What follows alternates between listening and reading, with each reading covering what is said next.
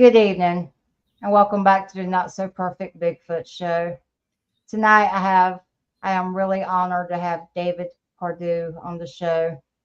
David, I have always dubbed him the godfather of Bigfoot. I met David back in 2017. He kind of took me under his wing. He gave me a lot of good advice. When I got out of line, he jerked me right back into line and set me back on the right course. Um, he is a friend to many of us in the field. He's been there everywhere and did everything. I'm telling you, the man's got a good history behind him. He is a very boots on the ground researcher. At 2000, no, when David was 16, David had his first sighting or encounter with a Bigfoot on the family farm, and he's going to get into that. But he was able to observe it behind the chicken coop on the farm. David spent his life investigating and researching Bigfoot, Sasquatch, whatever you want to call them. 2006, he became a BFRO researcher. He formed his own group in 2014, Carolina Cryptid Field Research. He was the founder with Terry Wendell as the co-founder. He has been pretty much everywhere in the deep south. He has some really good encounters, really good advice to give, and it's just a pleasure to have him on the show tonight. And not only is he a guest tonight, but I feel like I'm just paying tribute to a friend. And he's been a really good friend to me for many, many years. So, David, I'm going to hand it over to you. All right, Ms. Victoria. Yeah, it's been a while.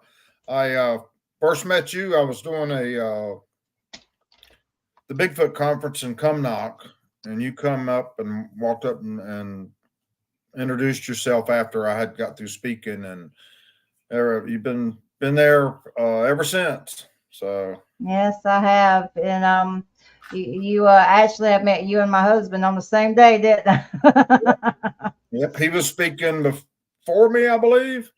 Yeah. And I think he was up there actually speaking, and you had got up with my girlfriend and said, "I want to speak to that man," and she says, "Well, I'm his girlfriend. I'll introduce you."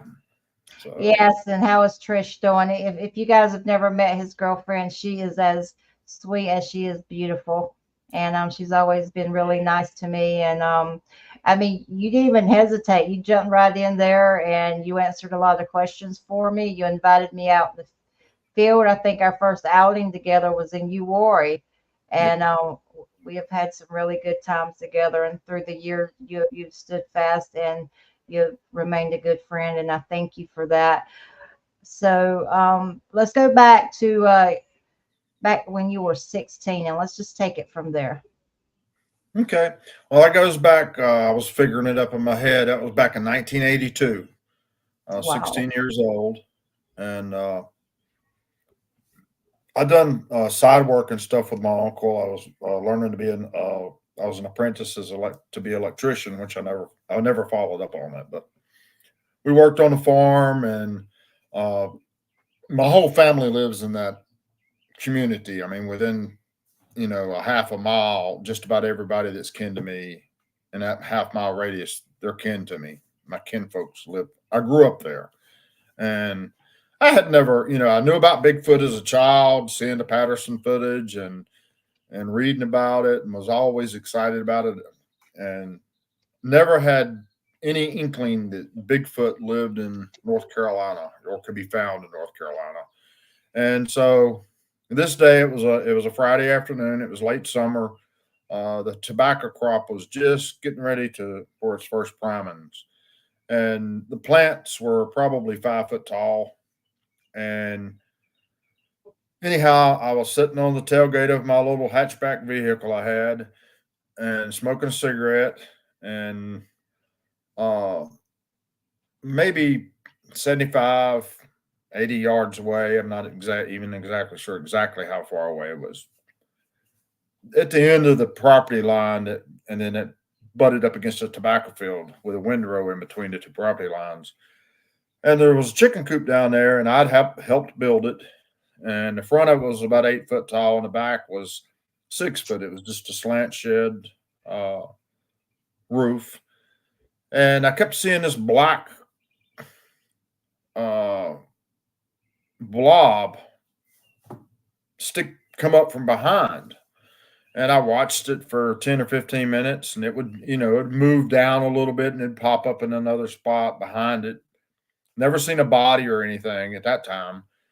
And I'm thinking the only thing in my head, growing up down there, the only animal that I could associate it would be a raccoon. And I thought it was a raccoon up on top of the roof of the coop trying to figure out a way to get in. And so I watched it for a minute and I decided, well, I better go down here and chase this coon off before he gets in there.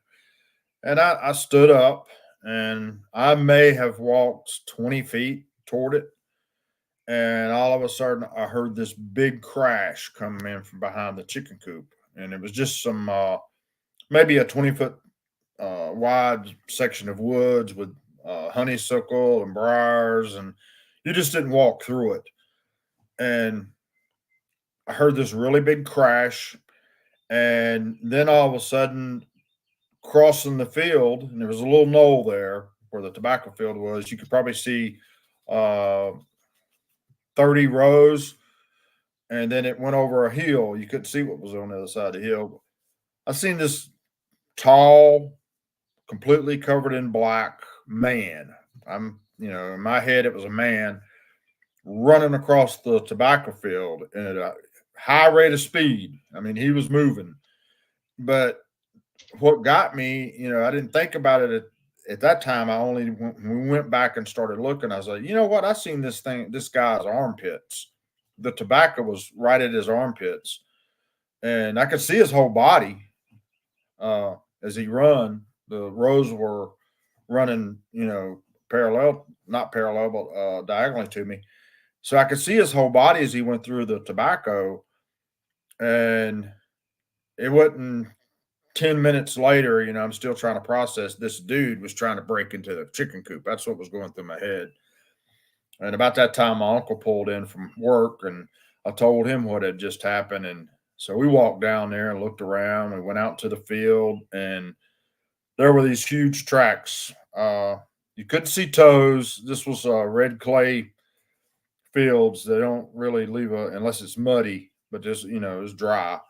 And the tracks were probably 16 inches long. We put our boot in it, and our boot completely just the track. Our boot didn't come nowhere close to covering up the track, width or length. And we followed them. They crushed some of the tobacco plants, and and to be in the tobacco country, you didn't damage tobacco. That was a taboo thing. Money crop.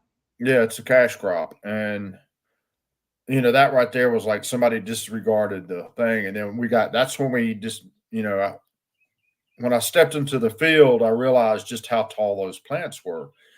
And I told my uncle, I said, this guy, he had the tobacco, was right up underneath his armpits. So he had to be another 2 foot taller than the tobacco. So I'm guessing 7 foot tall. And me and him both at that time said that wasn't a man. This has to be something else. And prior to that, I'd always been as a kid fascinated by Bigfoot, the Patterson footage. I had read every book there was. Every time a movie would come out, I'd go see it. And I always thought of Bigfoot as a West Coast phenomenon. You never heard of nothing on the East Coast, but growing up, you heard of woolly booger, wood devil, red-eye booger. All these names were local names for the area I grew up in, and that all along that's what they were talking about was Bigfoot, but they didn't call it Bigfoot. They called it something else. And then it all started clicking and making sense, and I'm thinking, well, it's not Bigfoot. What I seen was a woolly booger. The Bigfoot name wasn't around until 1958. and it was actually coined by a newspaper guy, and with Jerry Crew, with some of the very first tracks that were showed in the newspaper, and he commented, "That's a Bigfoot," and it Can I stuck. ask you? Can I ask you something? Yeah, Do you think we did a disservice when we dubbed the name Bigfoot on them? it's a slang name, uh, and I use it every day. But to me, the proper name for him would be Sasquatch. That's the Indian name for him, and that's what the Indians call them. Or to me, Sasquatch would be more proper name. You know, you go down to Louisiana and they call them rougarous, which is French for hide behind. But every region has its own name for them, and uh, but Bigfoot, everybody knows what Bigfoot is. If you say Sasquatch, they may not know what that means, or if you use rougarou or woolly booger, that a lot of people that have really not studied it, and they're just see it when it pops up from time to time. When you say Bigfoot, they know exactly what you're talking about. All right, I'm sorry. You were on the flow, but you were talking about you've always had the interest in it, and Yep. Going all the way back to, like I said, as a child, I've watched every movie. Just about like most Bigfoot researchers that's really into it and has spent most of their life doing it. They were all, we're all have been just mesmerized by it, and having that sighting at 16, that just, this is pre-internet time frame. So all you really had to see was newspaper articles from time to time, uh, and books. And I had read every book I could get my hands on. And at 16, now I had freedom to go to the public library and dig up even more books. And from that time up until I got married in '87, but that time frame, that little short time frame between my first sighting and when I got married, I I read and studied as much as I could. Anytime I got a rumor of a sighting of a wood booger or woolly booger or anything, I'd go do my best to try to check it out and see it for myself. And but I got married, and kids come along and things.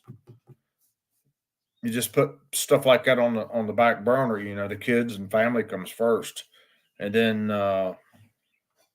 I got into the internet and was studying all I could on the internet once that would become popular, and I found the BFRO in 2005, and I signed up for a expedition to West Virginia, and that was my first what you would call hardcore investigation into a Bigfoot, and I think we went in. The trip was in October 2006, I believe. Uh, I can't go into detail exactly where it was at, but they popped my Bigfoot cherry on that trip. uh, never I, heard it put that way. if it was, most people, they go out and you go out two or three times before you ever even, you might see some eyes shine, or you might hear a vocalization, or if you're really lucky, you'll find a footprint and uh, have a rock thrown at you. That on this trip, everything they do happened to me and the group I was with, and not just once, but twice in the same night. But we had I signed up for this trip, and I had to talk my wife into it. The internet was new, and you're going to go run off into the woods in West Virginia, of all places, uh, with a group of strangers that you met on the internet to go look for this hairy creature. She wasn't even a believer at the time. She just, and she said, "But if you can find somebody to go with you, you can go." And I talked my neighbor into going. He said, "Can I take my girlfriend?" I said, "Yeah, that's fine." I said, "The fee at that time, I think, was $300 for your group of up to 6 people." So it was 3 of us, and neither one of them knew anything about Bigfoot other than the Patterson footage. They had seen the film of it walking across the dry creek bed. That's from 1967. And only thing they knew about Bigfoot was what I could teach them. And I think it was 4-hour drive up there. And I'd only met his girlfriend once or twice before, never talked Bigfoot, nothing like that. But we got up there. It was probably 4 o'clock in the morning when we rolled into where base camp was located. And we rode around for a little bit, waited on the sun to come up till we could even see where we were at. And had never met anybody, very first trip. And I was very skeptical. I was like, my first impressions was, we're coming up here for a canned hunt. We're paying $300.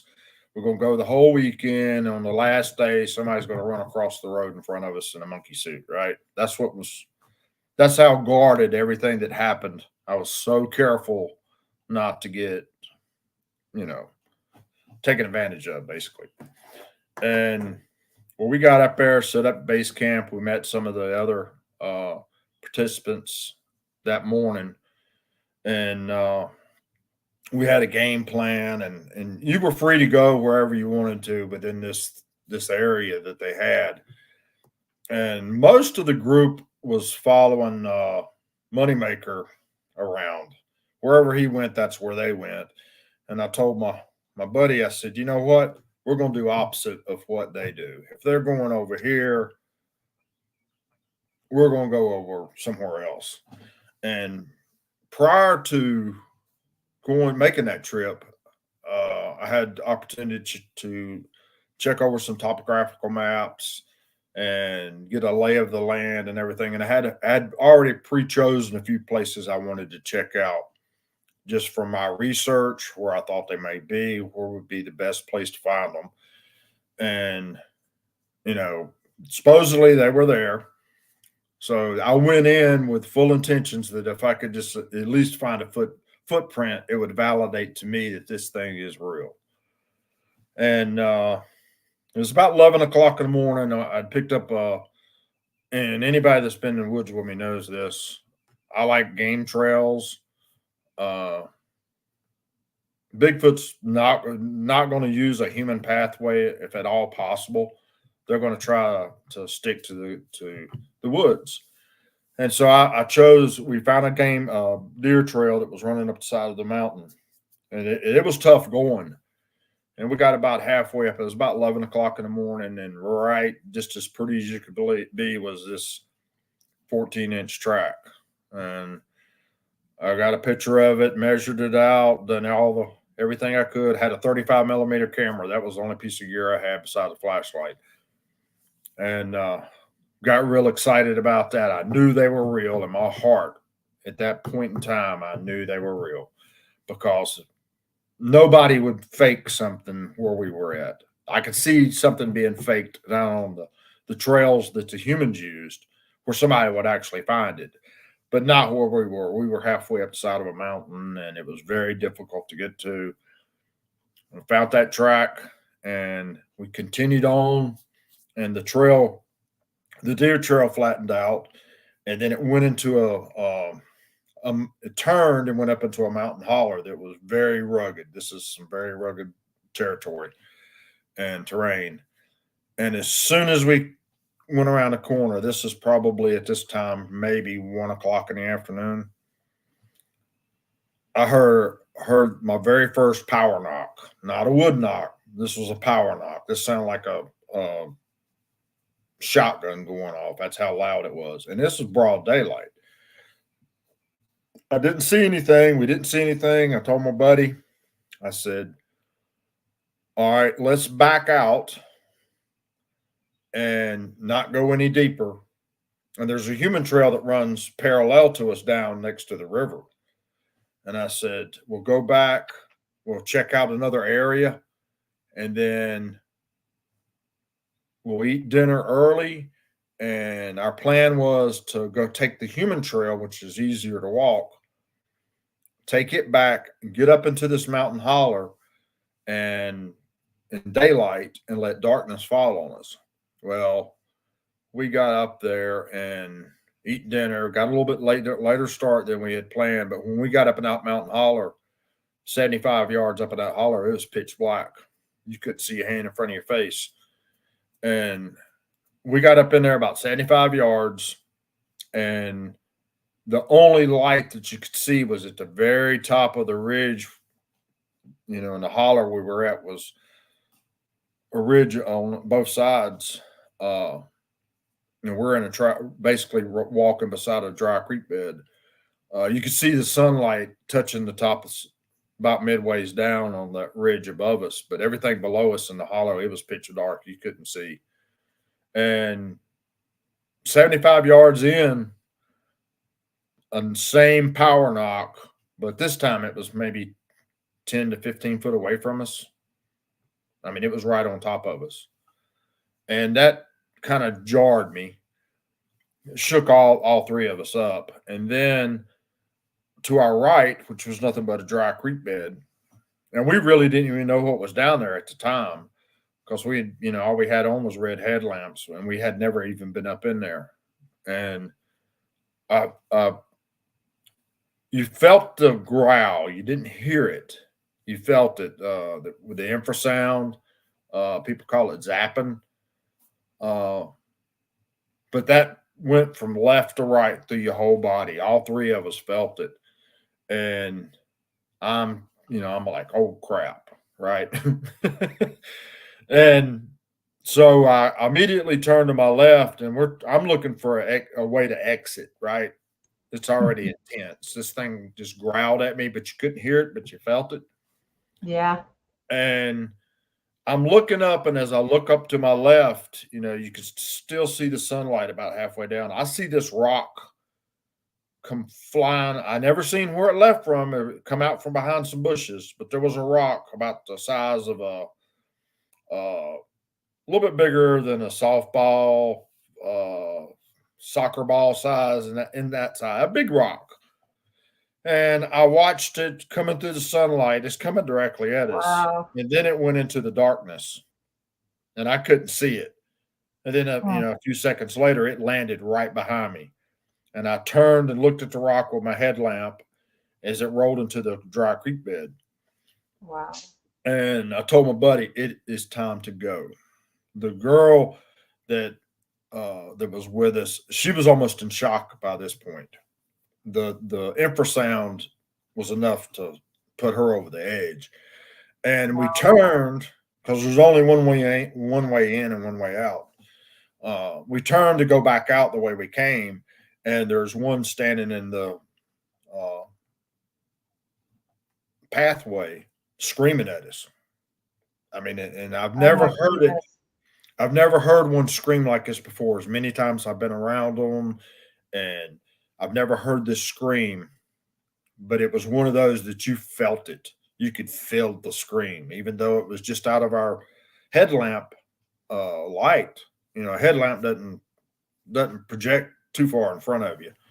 Yeah. It was right on top of us, and immediately my brain was going to everything that I knew and had read about Bigfoot. Whenever they interact with you like that, or you having an encounter, they just want you to leave. They want you to get out of their territory. That's their whole point of intimidation, is to get you to leave.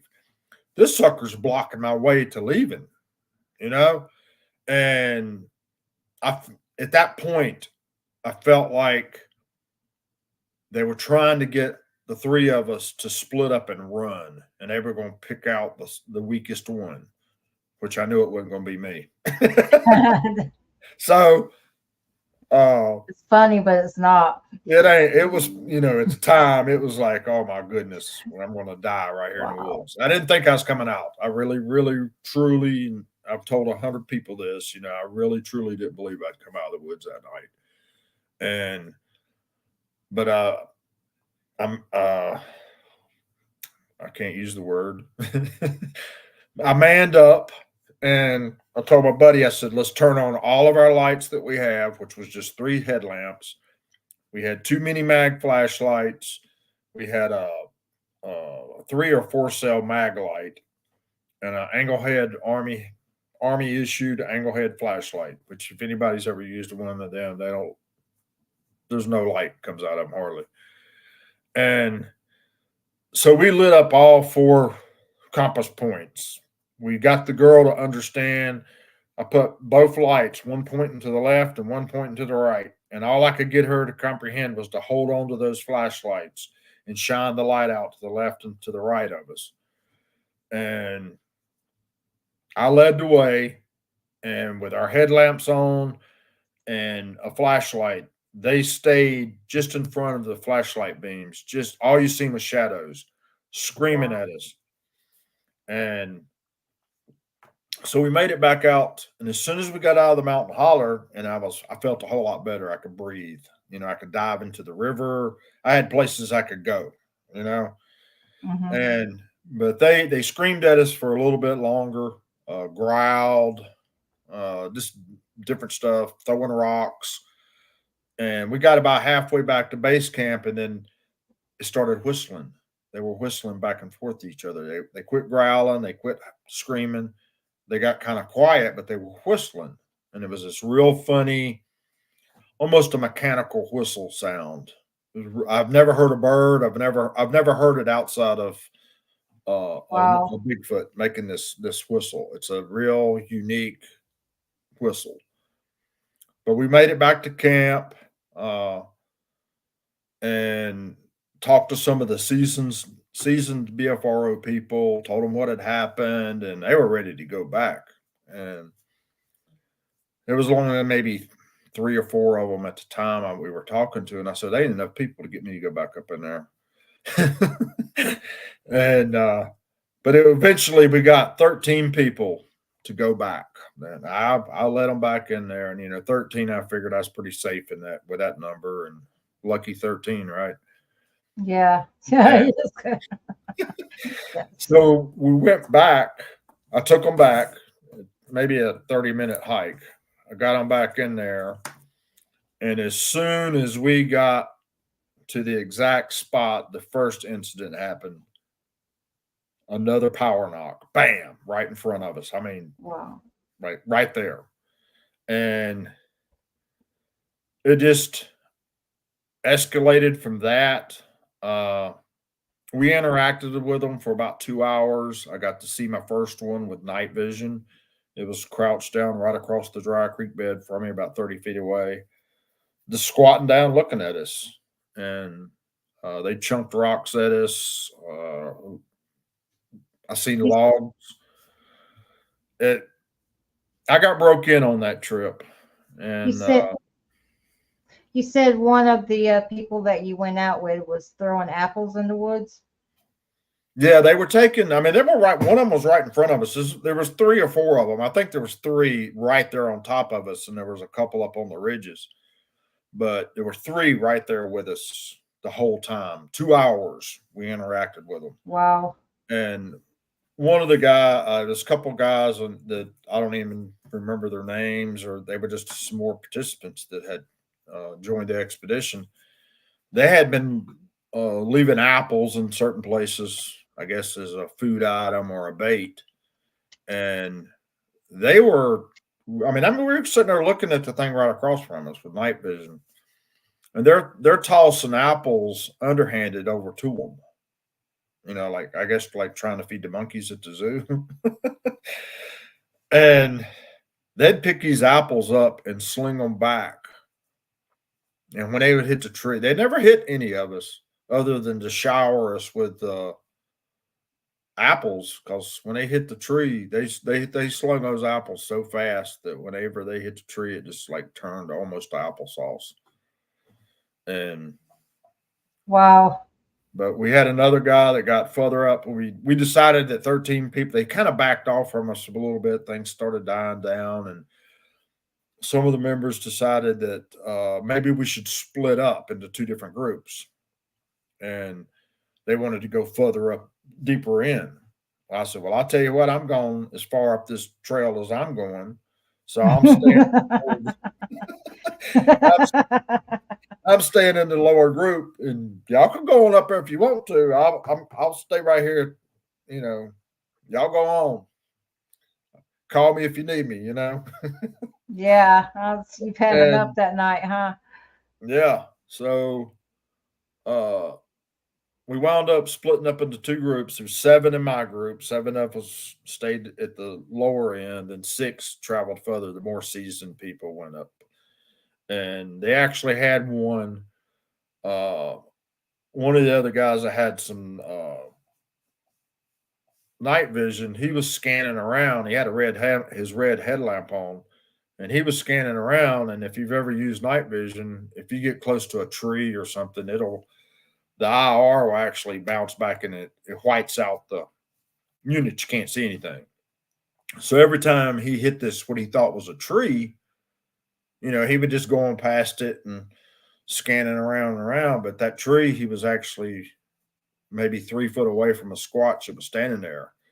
And one of the girls, Patty, she was standing back from him about 10 feet, and she was afraid to say anything, but she said every time the red headlamp, the light hit it in the face, it would drop its head down to its chest. Wow. That's how close they got to us. He did not know it was there, did No, he? he thought it was a tree. Oh my goodness. It was that close. And she described it as uh, squirrel gray uh, and athletic. It wasn't real bulky. It was real slender, muscular but slender, like an athletic build, like a basketball player. Thank you. Thank you. Can I say something about that? Yeah.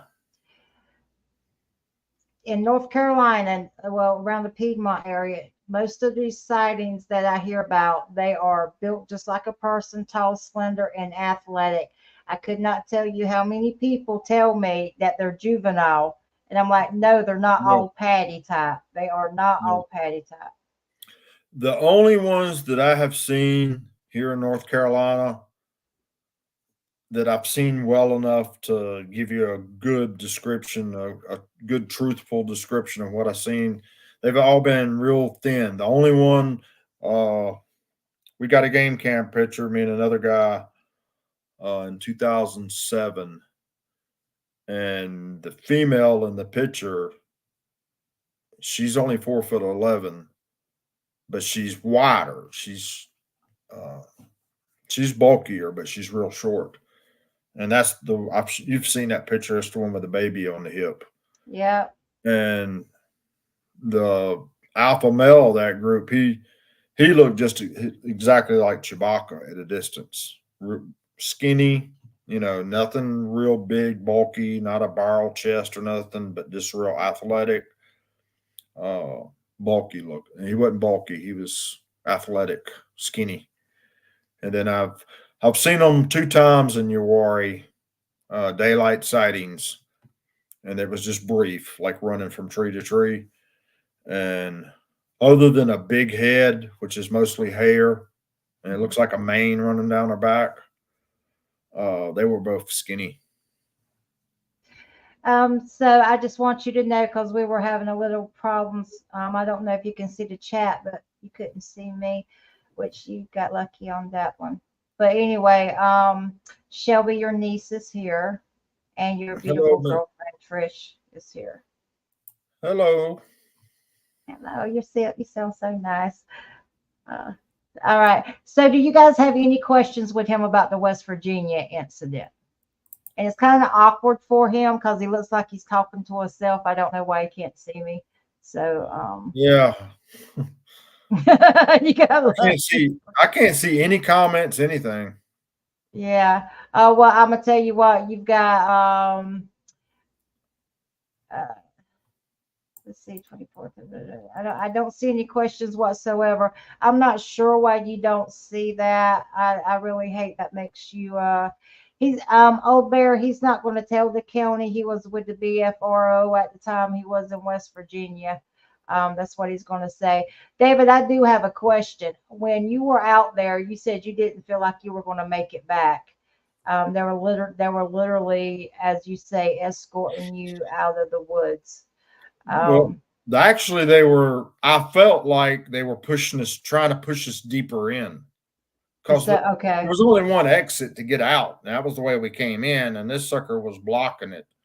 And I felt that like they were trying to drive us deeper into the woods, and then they were going to try to split us up. And like most predators, if they go into a herd of buffalo or a herd of antelope or zebra or anything, a lion, what does a lion do?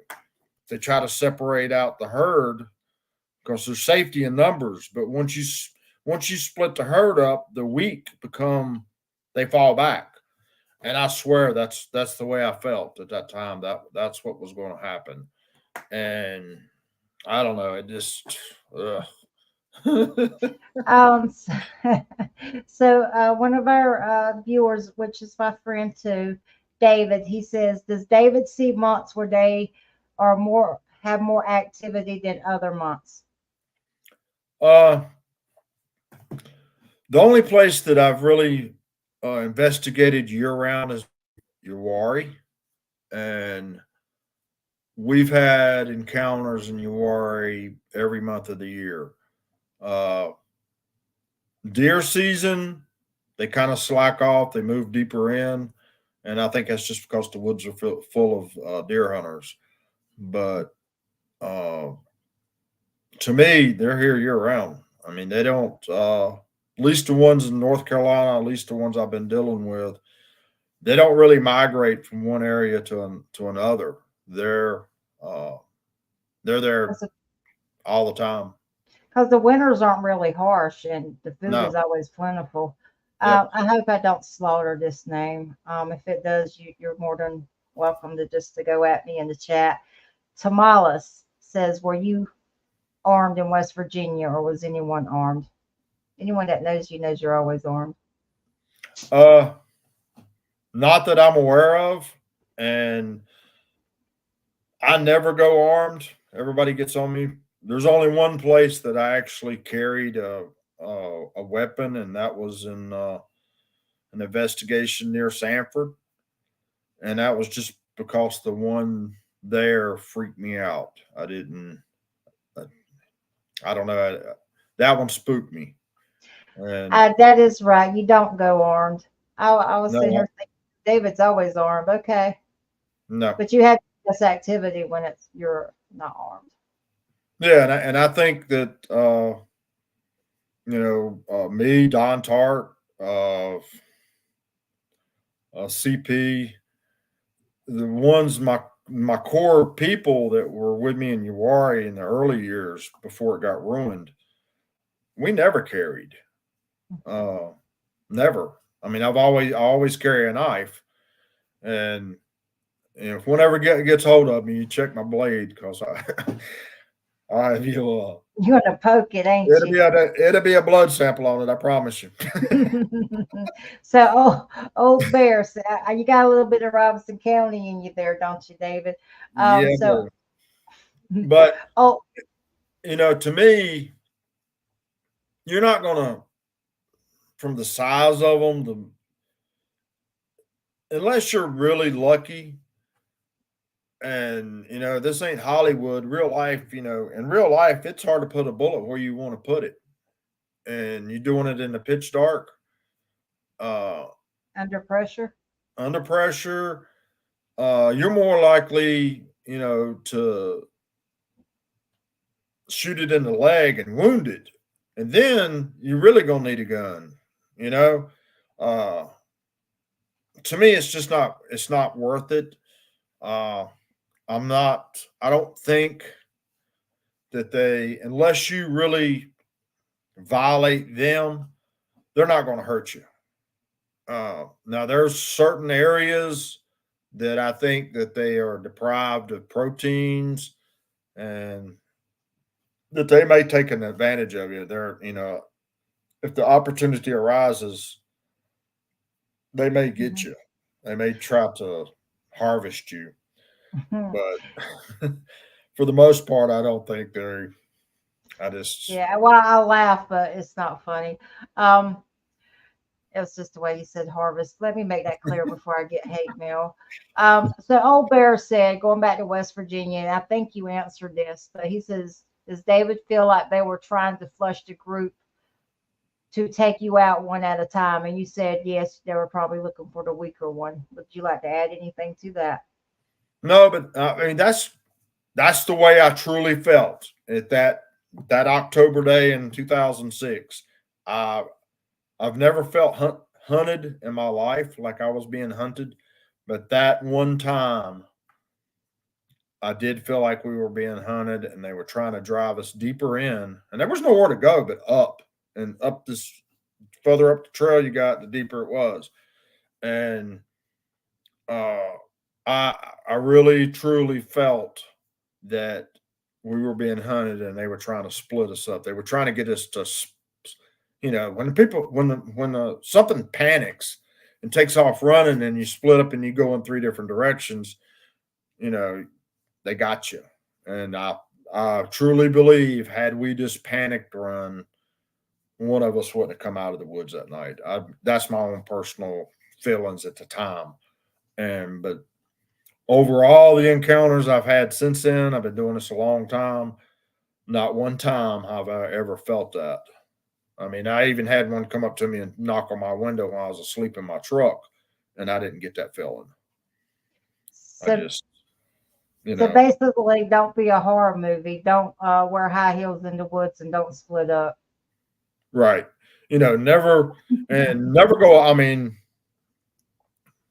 I've been doing this a long time. I know a lot about them. I know how they act. I know what to look for. I know how they're acting and when it's time to leave. You'll never catch this boy in the woods by himself at night. Never. Okay. So Flat Rock made a really good point. Flat Rock says, and you watched Flat Rock's show last night, and he was great. He says, I believe they move into the wooded private property during hunting season. That would make sense. Yeah. I mean, they're smart. They go where it's safe. And you know, contrary to popular belief, you don't need a vast area of wilderness for a Bigfoot family to thrive.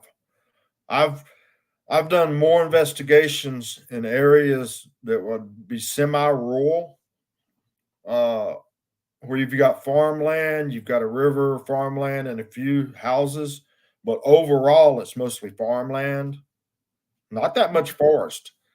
They don't need a whole lot of forested area to survive. And actually, I think they do better in a farming community because there's more crops for them to rob. Chicken Uh, farms, pig Chicken farms. farms, hog farms, uh, you know, vegetable gardens. There's a whole lot more food around people. Garbage cans. I don't know how many sighting reports I've taken of them dumpster diving, uh, going into people's trash cans, and they survive and they're able to continue doing it because unlike a bear, if you've got a squatch that's coming up to your house and raiding your trash can for scraps, they take the lid off, they go through your trash, and unlike human beings, they have an excellent sense of smell. And they know whether something's in there before they even start digging. But they'll go through your trash, and then once they're done, they put the lid of the trash can back on there. Unless you're really paying attention, most people don't. They pop the lid off the trash can, they chunk the bag down in there, and they put it. They never look at that trash again. But they Wow. dig through it. Uh, I was doing uh, an investigation just a few years ago, and they were still in bird seed, but they made the mistake of carrying the bird seed out from a well lit area, and they kind of bear hugged it and pushed the sides of the trash can in, and then they walked down and to a more secluded area next to a barn. Uh, that they're smart. They're it's people don't know it, but especially in the county, especially the way I was brought up, if you didn't have a dog or anything, or chickens or something, when you got done with dinner, any kind of scraps, anything like that, went to the edge of the woods and got dumped out for the wildlife, right? How many people do that? We still do it here. That's what the Bigfoot, or a lot of people that have a problem with Bigfoot, is because they've been throwing scraps out for the animals, not knowing there's a Bigfoot out there. And then when he doesn't get it for 2 or 3 days, that's when he starts smacking the house. Hey, where's my meal? Okay, so Johnny Jackson, I don't know why we've got a feedback here. Johnny Jackson said, I have no idea what this means, but he said, Johnny said, David said. Does that mean anything to you? Oh, that's Big Stick. Okay. Okay. We'll save that for later, maybe. I have no idea. Okay. No, I think he's alluding to the fact that usually when I tell you something about Bigfoot, it's right. It'll Yeah. happen if Well, I think I saw a bumper sticker that he had that said Big David Big Stick or something like Yeah, that. he had Oh some my, bumper stickers made up. It's a it's oh a my, it's a just a private joke between the two of us. oh We my have goodness. fun. So anyway, after West Virginia, you started with the BFRO. Can we get into maybe some reports you took or some places that you responded to as a result? Is there any interesting stories that you would like to share with us? Because to me, in North Carolina, it's just a melting pot. We don't get the credit that we deserve, but we've got a large population here, I believe. Oh yeah. Uh, just off the top of my head, I could think of 10 different places right now that have them. I mean, I've got them here in the area where I live, uh, and they've been here. I've talked to the neighbors. They call it Monkey Man here, uh, the old timers. But I've got. They've had stories going back almost 80 years right here on the property that I live on, and I'm sure they were here long before that. Uh, but just up the road, uh, I've got uh, one guy investigate. I'll call him Pistol Pete. I like that's so southern, but go ahead. He worked a third shift job, and he come home from work. PP. He, his house, he had a big, nice deck that overlooked the river, and I won't say which river. Uh, but he said that this huge guy dressed in all white, stuck his head out from this tree, and he had this great big tree that was halfway between his house and the river, and a great big oak tree. And he said this guy stuck his head out and his whole body out from behind the tree. And he said Pistol Pete thought the guy was trying to break in his house. So he went back in the house and got his pew pew, and he come back out and he said he stuck his body out the other side of the tree and looked at him. He said, when I did, he said, I lit him up. He Oh goodness. he emptied the clip of the mag. And I said, well, what happened? He said, man, this guy run. He said, I've never seen anybody run this fast in my life. And he said, he shot through that bottom. I mean, this is real thick bottom land. Once you got on either side of his yard, it's just thick river bottom. It's real thick. He said, that guy shot through there like a deer. And I told him, I said, Pete, I said, did it ever occur to you that I wasn't a man? He said, So later. And but anyway, I think it was a gray colored or white squatch, and we done some night investigations there. I found some really neat tree twists, some tracks. Me and another research partner of mine, David Moser, we went up there, spent the night on the river, had some rocks thrown at us. Never could pick them up on thermal, but we think they were in the river. And since they're wet, they're going to be show the same temperature as the water. So hard to find, but the rocks they were throwing at us were wet. Someone asked me the other day, and I was supposed to ask you, are there white you got me wanting to say Bigfoot or Sasquatch in the Uwharrie? I heard of a sighting. This is a private, this is before I ever joined the BFRO. Just up the road from Uwharrie is a little place, Silver Valley, in that area.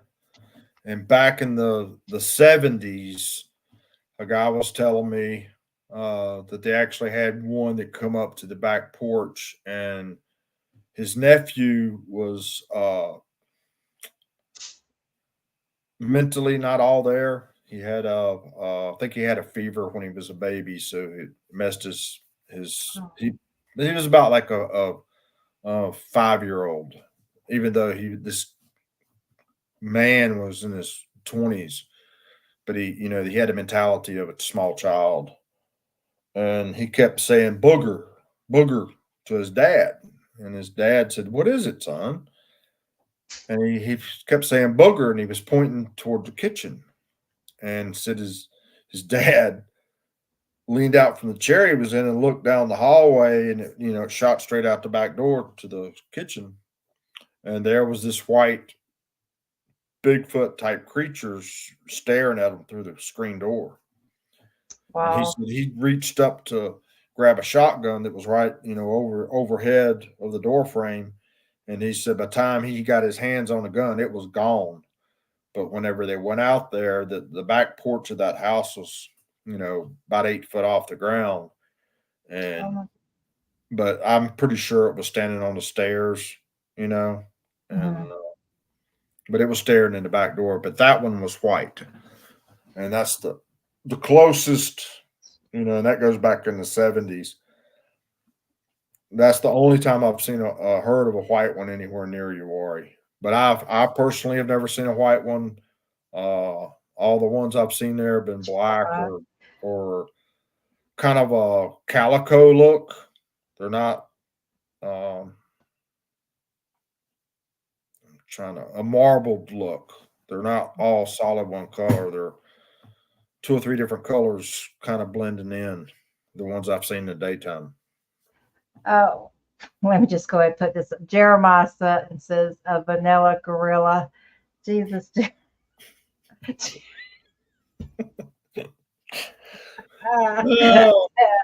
He's human Air Force One or vanilla gorilla. Old Bear says they like coming up on mentally challenged people. Do you get a lot of that? Yeah, I mean that would be in line too with children. They have an interest in children. Some of the old timers that live here in my neighborhood, they're 80 years old, and I've talked to all of them, the ones that still living, and they called them Monkey Man back when they were kids, and they said they could be playing outside. And back then it was all woods around here. Most of it's cleared off in the houses now, but they said they'd sit there and the Monkey Man would squat down and watch them for hours play. And as long as they didn't run off or walk or act like they were going to try to walk toward it, he said it never bothered them. Would just sit there like fascinated to see them. And it was like watching TV, wow. To them. And I just, Trisha's grandkids live right behind me, not 100 yards away. And I think it was about 3 weeks ago. One of their chores is to take care of the rabbits in their backyard, and they back up to a wooded area that leads down into a swamp. And they had their very first sighting, and they didn't know nothing about Bigfoot. And you know, they're kind of isolated from Bigfoot and stories of Bigfoot. And I went down and talked to them, and they described to me this dark, black, hairy uh, thing just squatting down watching them. It scared them. They won't go back out and feed the rabbits. Wow. But this was in the daytime. It wasn't. It was on toward late evening, but it was still daylight outside. That's interesting. We got a phone call today from someone right up the road that was at the Cape Fear River that seen something on bipedal with hair, black hair, covered in black hair running beside the river, and it scared him so bad. He said before he seen it though, his hair on his arms were standing straight up. He said when he seen it, he has a Malinois. We call Malinois alligators. He told his dog, he said, "Well, go get it, boy." And his dog just sat there and was like, "Nope." But we got that in today, so just tidbit of information. I did get someone ask, "Have you heard of the Alabama white thing?" Yes, I have. Yep. Actually, I was one of the guys I researched with out of Georgia. He actually seen one in one of our areas that we. I can't go into detail on it. It's an active research area, but one of the guys I researched with down in Georgia actually seen it. Wow. Yeah, coming up the river. So when you left West Virginia, you were became BFRO investigator. You then started going out by yourself, and that's when you started your investigations and research into UWARI. Would you like to touch on that? Yeah. Well, before I left out of West Virginia, I had one of the active investigators for BFRO come up to me, and they were pretty impressed with the way I was able to find a Bigfoot. My very first outing up there, uh, and they invited me and offered me to become a North Carolina investigator. And I told them I'd have to think about it, and it took about 3 weeks. I finally got back in touch with them. I said, "Yeah, I'll do it," and I had to make sure I'd have time to do it and stuff. Stuff something like that. I run past my wife before I made a commitment to it. And but I investigated. I can't even remember how many sightings I investigated. But all of them most of them. I did do some out of state, Virginia and South Carolina, but uh, most of the ones I investigated were right here in North Carolina and in central North Carolina, a lot of them. Yeah, Piedmont area. Yep. Uh, and there's a lot. There's a lot that goes on that unless you're privy to the information and you're active in it, you wouldn't realize it. But there are a lot of sightings in North Carolina, a lot, and Quite a few. it's throughout the whole state. It's not centralized in Uwharrie. It's not centralized on the coast or the mountains. Actually, the mountains have, uh, in my experience and what I've been uh, involved in, the North Carolina mountains have less than the middle of the state, really. There's also a lot of reports in the swamp areas toward the coastal region that Yep. you don't hear a lot about until you really get into circles and start talking about. Uh, if you're brave enough to be around strangers, I guarantee you, my husband is notorious for when he's out. I don't care what he's doing, whether he's doing business or he runs into someone in the store. You know him, David. He I know talks. he'll He'll talk stay. to. But you would be amazed at how many people would say, "I've had an experience," or "I saw something when I was growing up," or "My dad or my mom told me about something they saw growing up." And I mean, there's just a lot out there. But one of the reasons BFRO really had an interest in you, you're a very skilled tracker, correct? Yeah, I'm family taught. Uh, but yeah, most of it I've never had been professionally trained, but I've been around a lot of trackers in the BFRO, not BFRO, but in the Bigfoot community. Uh, Most of the people I'm with are our trackers to one extent or the other, but I do pretty good on my with what I do, and I can track you.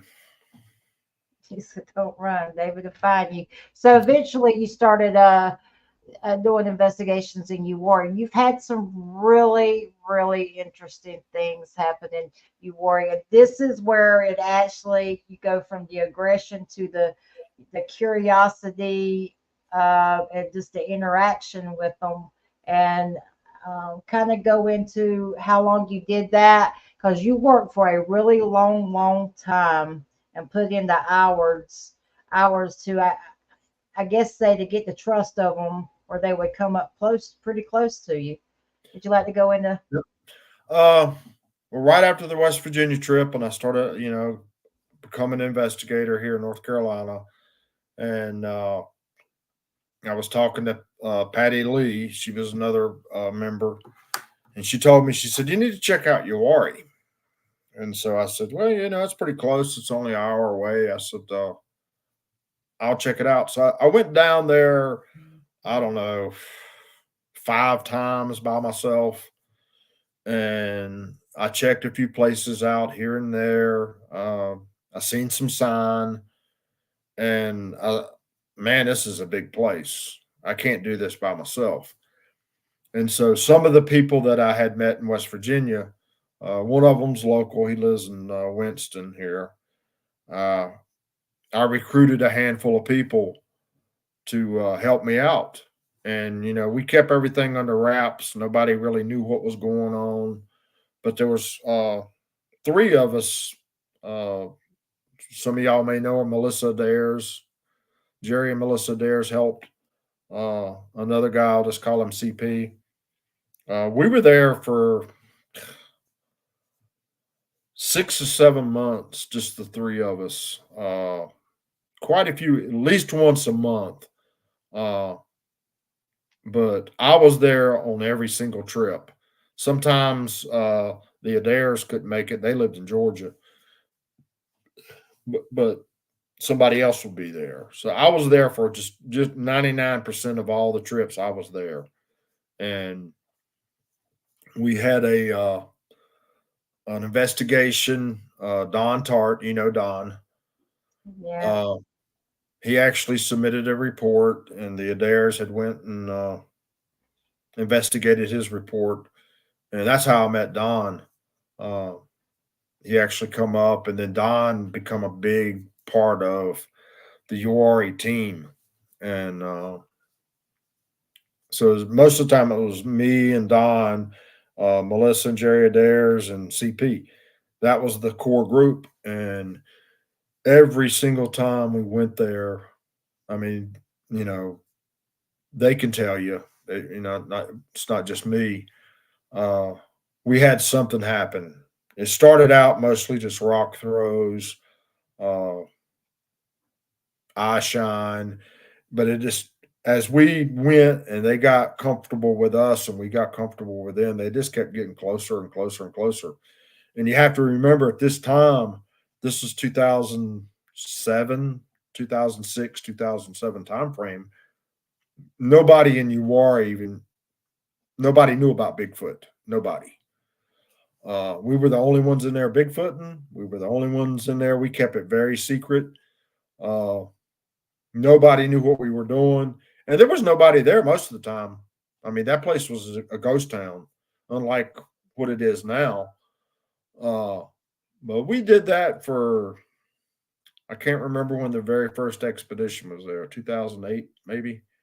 We done a BFRO sanctioned expedition there, and we had a big turnout of people, and just about every single participant in that expedition had a either class A or class B, at least a Wow. class C.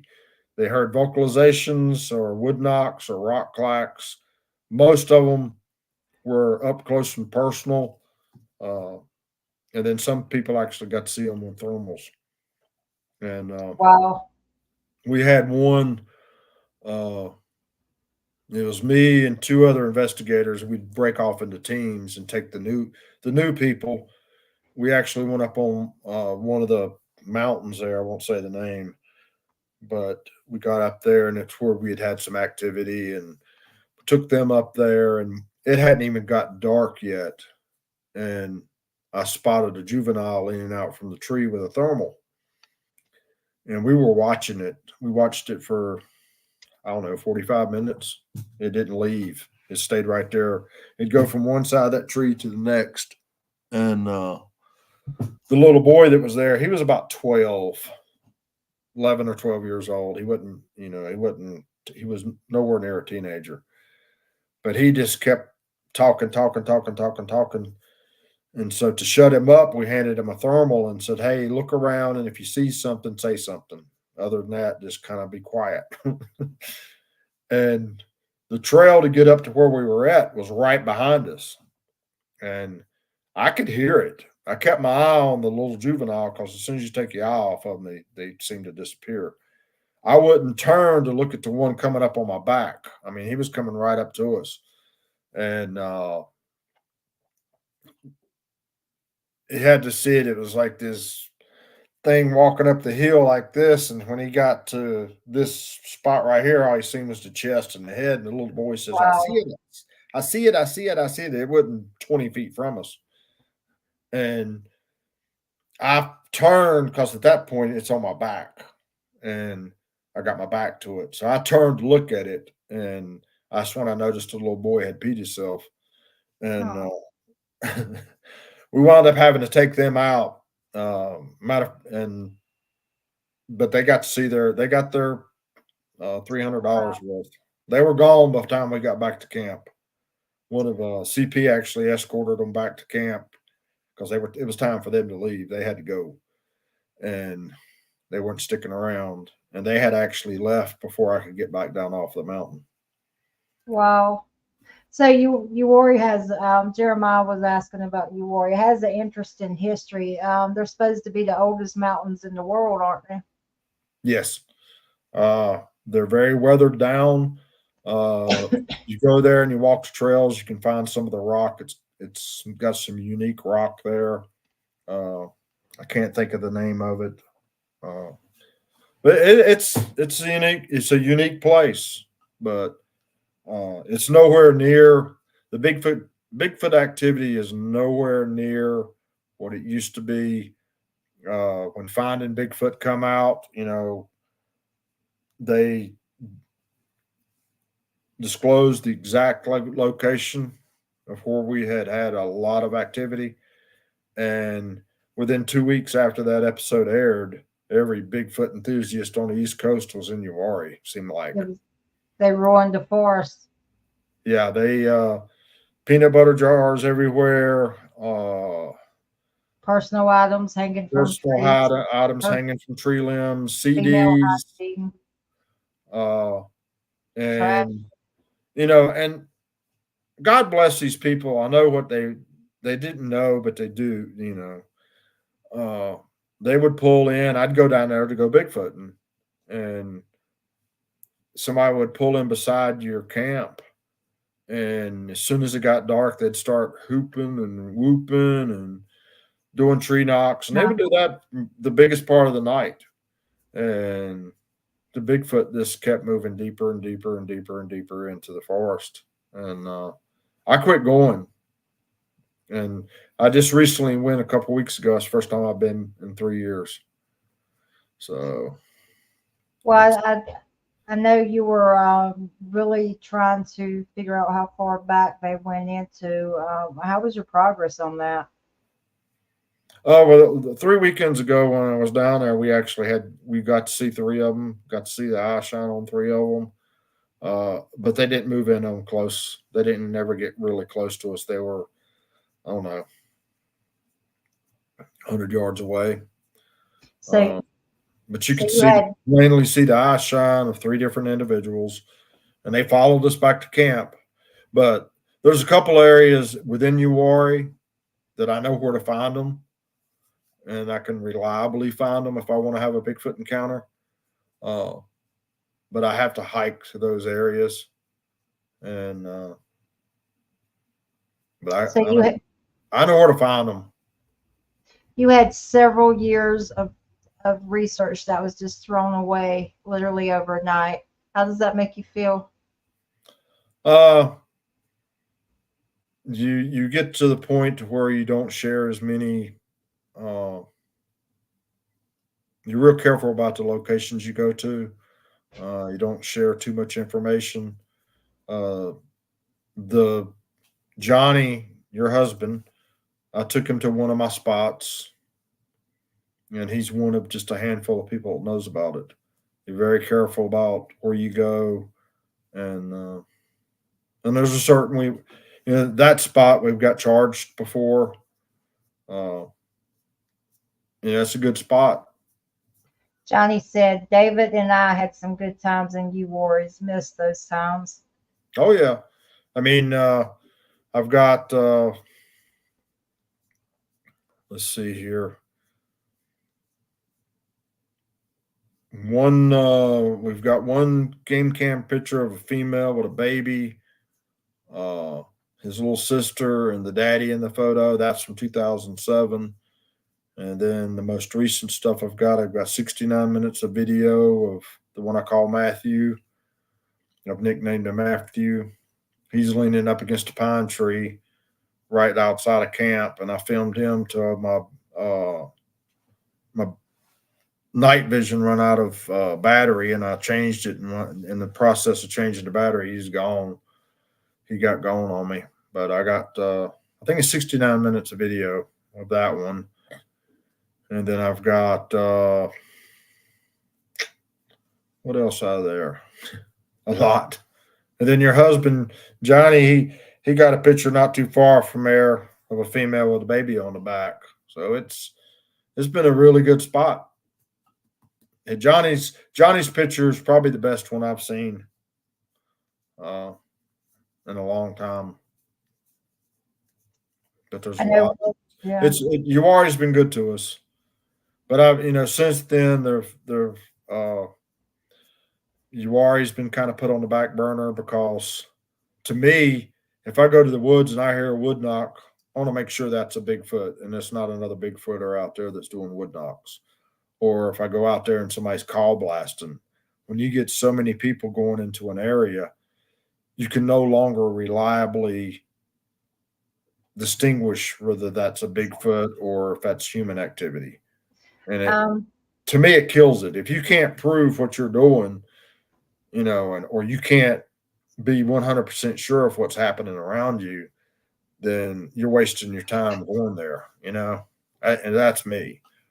So I've been doing some stuff on some private land that you have more control of. Johnny knows where one of them is down there. And nobody, very few people know about it, and no Bigfooters know about it.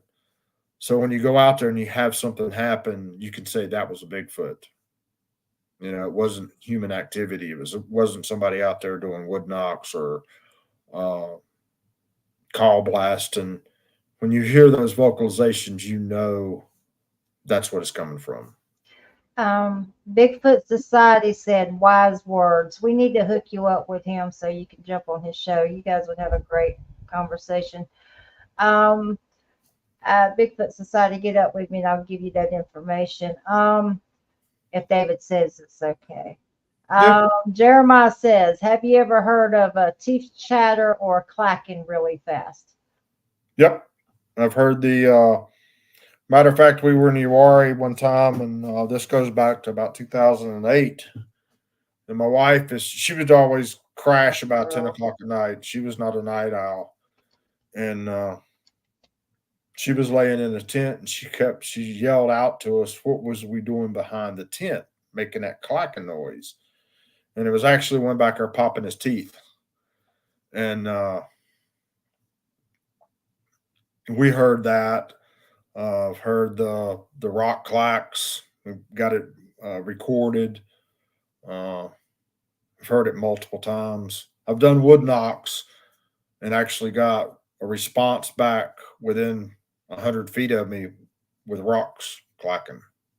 So a lot of times they won't respond with a wood knock; they'll respond with rock clacks. And if they're close, they'll use the rock clacks before they will a wood knock. You eventually moved on to other things. You've been in the deep south. What has been your favorite state with the most activity before we go to your next high strangeness Uh, Probably Georgia. yeah. We were down there to an area. Uh, I invited Johnny. Johnny's went one time down there, uh, but actually had one. It's a river area, and there's a concrete platform that sticks out over the river. It's hollow up underneath it, and we were there doing an investigation, and we have a good relationship with the Army Corps of Engineers, and so we get a special permit, so we were able to go in and uh, have full access to this area without other campers. So we're the only ones there, and we went in and we're standing out on this little concrete platform. We're split up in about 5 different groups. My group was it was just three of us, me and Don and Lee, another guy. And we were out on this concrete platform. I had a thermal and we're scanning around. It's real foggy. And all of a sudden, coming out of the river, it's the first time I ever heard one hiss. But it was this super loud, strong hiss. Don heard it. If he's I don't know if he's in the chat or he's still gone on the thing, but it sounded like an iguana hissing. It was that loud, or a gator, but there's no Oh, gator. There's no gators in this area, and there's it was much too cold for a gator to be out anyway, or a reptile of any type. But the best way we can describe it is an iguana hiss, but it was super loud and it ended out with almost a growl. And when you've been doing it as long as we do, you start picking with each other. And Don said, "You better watch out. He's going to reach up there and grab you." From where we were standing. We just stepped back about 2 steps, and a big rock come flying out of the river and hit the edge of this concrete platform. And so we start scanning around everywhere. And I stepped back a few more feet because I didn't want to get hit by a rock. As soon as we stepped back away from the very edge of that concrete platform, we were actually standing over top of another one that took off running in the water. He was up underneath wow. that concrete platform we were on. And all I caught was the back of him as he's going around this little bend where the trees were sticking out over the bushes were sticking out over the river. So, but I did get a shot of him as he come back. He circled back around on us and stuck his head up out of the bush looking at us. But we had a few rocks thrown at us there, but we've had some really good stuff happen at that location. Have a question, if you don't mind. Okay. Matthew says, has he ever been charged by alpha male or been hurt? Thanks. We've been charged. I've never been hurt. I've never really felt threatened other than the West Virginia trip. We were actually at one of my secret locations in Uwharrie, and it was the first time I took my grandson with me, and he was about 12 years old at the time. And me and David Moser took the 2 boys down, and he had to bring one of his buddies along, and so I had them.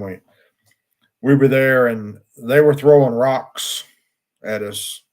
I mean, you could have filled a bucket up with rocks that we would get thrown at us in this camp area, and we decided to move away from the campsite from the fire, and we were going to move down this creek a little ways. We got to maybe 100 feet away from camp, I guess.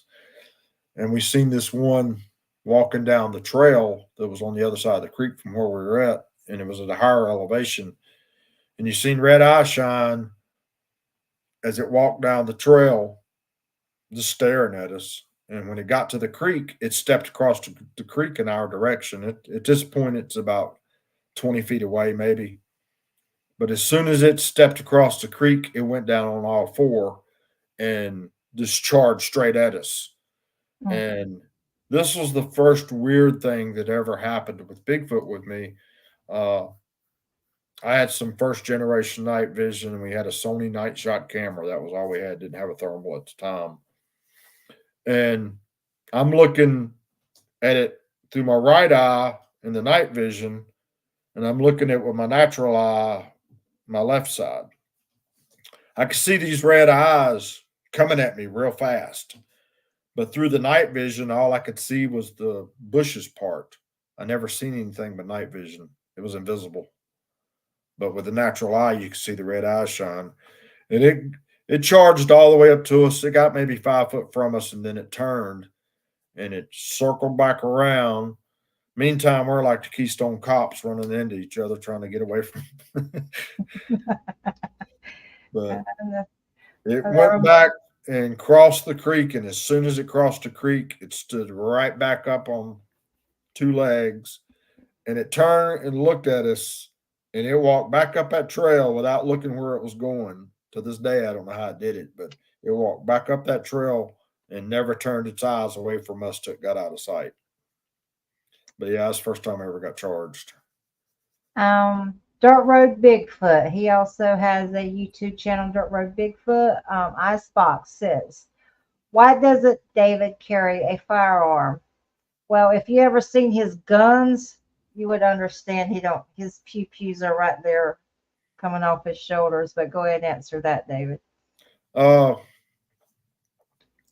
I've never felt the need. Uh, I mean, to tell you the truth, I could take and I'm trying not to use this word on the YouTube because you can, uh, a 30 caliber rifle, and I don't think that would be enough. I think all it would do would be to piss it off, and I've never felt the need for it. I carry a knife, and I can bleed you out a whole lot faster with a knife than can a bullet. So I just feel anytime, the most of the time when you carry a gun, they're not going to get close to you. You're not going to have the same interactions that you will if you're not carrying, and that's just been my experience. Don Tart's the same way. He doesn't carry; he carries a knife. It seems like they know you have it on you, and you project a little bit more. You're not as fearful, I guess, when you're carrying one. To me, I keep one in my truck, but the time I was down there and had the one come up and knock on my window while I was asleep, it was 3 foot away from me. I had a 45 sitting right beside me on my console, and I never even thought about it. I mean, it would just, I just don't carry it. Before you go into that story, WD Glock and Roll. I love that. I love that name, WD Glock and Roll. He was being very respectful. He says, "I like the folklore, but I do not believe they exist." Now he's being very respectful. It's almost like he's asking a question. Would you like to go into that or explain why he should believe they exist, or other than the basic "I saw one"? Yeah. I mean, I get this at work all the time. My nickname at work. I work for a big corporation, uh, and everybody at that where I work knows me as Bigfoot. Uh, I don't. I really don't expect you to believe me by what tell you. I can preach to you all day long and never convince you they're real. All I say is, you come to the woods with me. We'll call it whatever you want to call it, but you tell me what's in the woods, because I know for a fact it's there. I spent a lot of time proving it to myself they were real. I mean, because even seeing a footprint, even there's still that 99.9% that it's not there. It's something else. It's got to be something else. But when you lay your eyes on it for the very first time, you're a true believer, and nobody can tell you any different. And when I talk to people about it, hey, I don't blame you. I wouldn't believe in it either. Um, It's just, I mean, it's, you have to see it to believe it.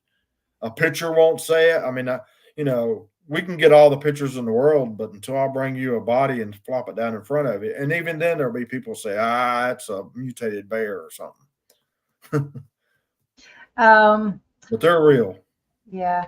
WD Glock and Roll. I do have a show where I have a non-believer on with a researcher for a Q&A. If you would like to come on that show and be matched with a researcher for a Q&A, please email me, because I'm always looking for someone respectful to have a respectful conversation.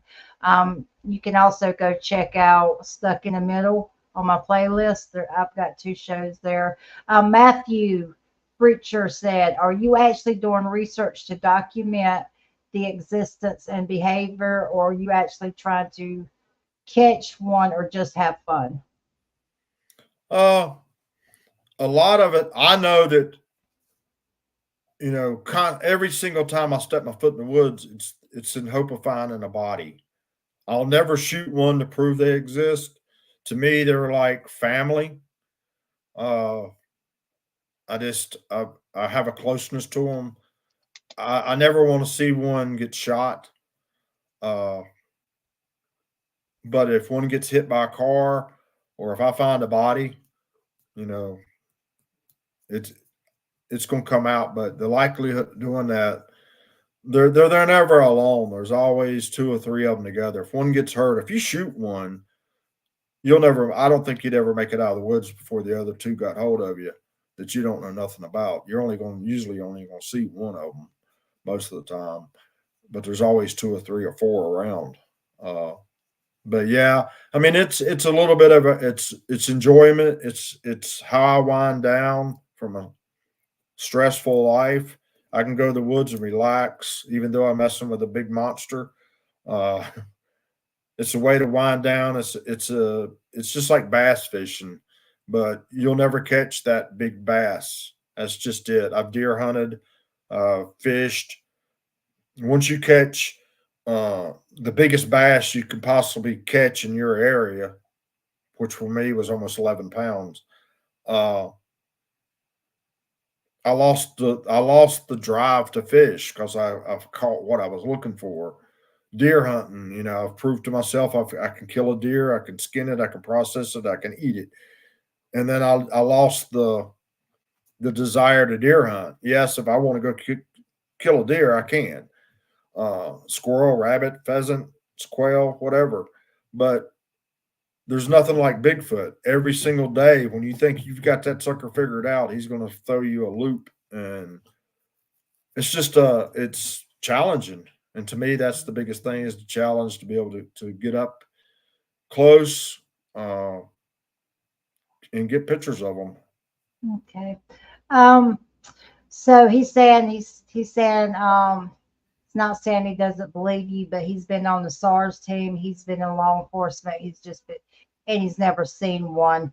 WD Rock and Roll. God, I love that name.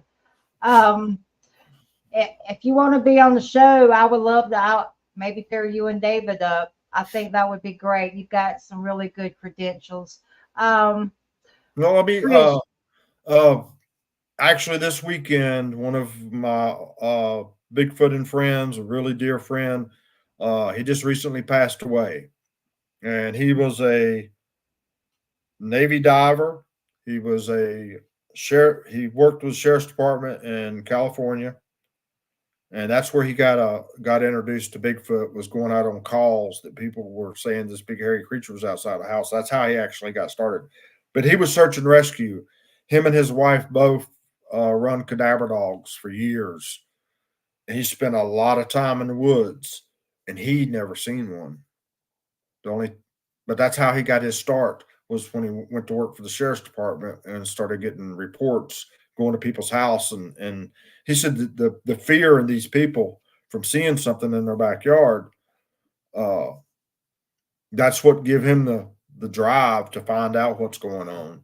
But most of the guys I work with in the field are ex-military. A lot of them spent their time in special forces training, and Robin Sages in Uwari, and they had stuff happen to them while they were on their maneuvers. And when they got out, they went back and try to find out what happened to them while they were on maneuvers. That's where a lot of those guys got their thing. And a lot of investigations I've done is people that's deer hunted their entire life. We're talking 65, 70-year-old men that have been deer hunting since they were a kid, were never believing anything, and they have one sighting. And I've talked to guys that stayed up in the deer stand all night long, and they stayed up there till they got home and until it got daylight the next morning before they come out and walk back to the truck. That's how scared they got. But they'd never had a sighting, been doing it for years and years and years. And then all it takes is one time. And Wow. I've talked to people that were diehard deer hunters. That's all they lived and breathed was deer hunting. And they had a sighting and they quit deer hunting. They light up their whole house, and when it gets dark, they don't go outside. And it changes people's lives. Everybody's different, but I've seen a lot of people that didn't believe, and then they had that one time. That's all it takes. Your very, very beautiful girlfriend, I love Trish, says, I didn't believe either, but I've experienced things with David and his researchers. Found Bigfoot, my first foot of a Bigfoot with David in Uwari. I did not know that. Yeah, Trish, you're OG. I actually took her to one of my areas. We just went down day hiking, and she found her first track. And the track, we must have spooked it.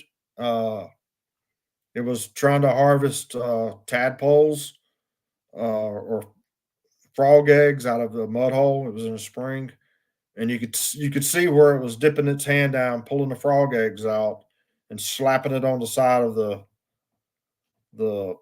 mud hole over on the ground, and it was digging the tadpoles out. And the track she found was the pine needles were still wet from where it stepped out of the water and stepped on the pine needles. We spooked it. We had to have spooked it because it was still wet. But that was about a 14-inch track.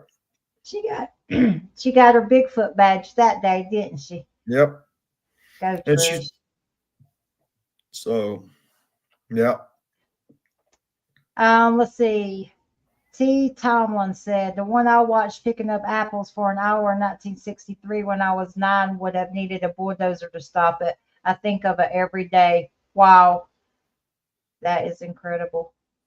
Yeah. And some of them are really massive. The one I run in down there close to Sanford, my truck's 7'3" to the top of the. It's the one in the thumbnail. Yeah, it's 7'3" to the top of that cab on that truck, and the one that knocked on my window was taller than that. So let's get it. Was that Cumnock area? Yeah. Let's get into that if you want to just brief them a little bit on the history of Cumnock and how you got there, because that was a really interesting night. And Western Ohio Bigfoot says, great show. Yeah, David is my Western Ohio. David is my friend. He's a great guy. I call him one of the godfather of Bigfoot. Patrick, yes, he's been to West Virginia. He had a very incredible experience in West Virginia where he might have possibly been food had he not been an experienced woodsman and tracker. Okay, let's go into Cumnock. Give them a little bit of history. I got introduced to that Cumnock area. Actually, it was a fluke. It was the weekend, and I found out they were having the Cumnock Bigfoot Festival down there, and I told Trish, I said, "Well, we'll just it's just an hour away. We'll just ride down there and check this out. Just something to do." And uh, we got down there, and it was just a little bitty small town festival, about what you would expect. And they were having a speaker, and it just happened to be Tommy Poland, and I knew him. He was an older BFRO investigator. Actually, I got him whenever he got started with BFRO. I got a phone call and said, "What do you think of this guy?" And I said, "Yeah, I think he would make a good investigator." And but anyway, we done some stuff. He had a lot to do with in Uwari at that point, and but we were sitting down. They just had a little. He was talking about Bigfoot, and he was discussing this tree twist, and it's to my knowledge, it's the largest tree twist that's ever been found and documented. Wow. I don't know if have you seen the picture, Victoria? I have not seen the picture. I got Swamp Kitty trying to crash the show again, but no, I have. But it's massive. It's about 6 foot across from one end of the splinter to the other. It's a 6-inch poplar tree that was broke off, and it was twisted around and around about 13 times, 14 times. And Wow. anyway, he's up on the stage and he's talking about this tree twist, and he's giving me and the other guy all the credit, but he's just talking, using it as an example. And then he happened to see me sitting down there, and he said, "Well, why am I telling you about it? One of the guys that actually found it and located it and documented is sitting right here." And I couldn't, from that point on, everybody down there wanted to come up to me and tell me about their Bigfoot story. And so that's how I got started with Cumnock. And then I was introduced to Sam Parker. And Johnny, I think he's talked extensively about Sam. Sam was one of a kind guy. And his family had their sightings back in the 77, I think, 76, 77, in that time frame. Anyway, I got to join. I think I was the last one to actually go out with Sam before he passed away. And we took 4-wheelers and went all over the land down there. We spent about 6 hours on 4-wheelers, and we actually had one scream at us on the river, and that was the only place that's the only investigation I've ever carried a gun with, and it was just because that one freaks me out, or that group of them. But that investigation that day, I've got video of a track line we found of like 20-inch tracks with a 6-foot stride going across a bean field, and it was an older track and washed in, but you could tell what it was. But that Cumnock area's got a monster. Yeah. So, yeah, well, I think I'm the only person that hadn't felt spooked out since when going down there. I guess it's because it was so much like where I grew up at. But the thing about Sam, let's go back to Sam. Back there in the day, Sam would draw his maps out by hand. Today we use everything on the computer and we print everything out. He had them colored. The grass was green, and he would mark the tracks in the picture, and it's almost like he just captured a piece of history. And so when there's this area in Cumnock where these old school bridges cross over the river, and they let you go down there by invitation only, because the owner is very aware of what's on his land. And Trish says Sam was an artist too. Yet we've got one of his paintings up in the house. Yeah, I got one too. Yeah, and so you guys were out there on invitation only, because the owner is very aware of what goes on down there. And you want to kind of take it from there?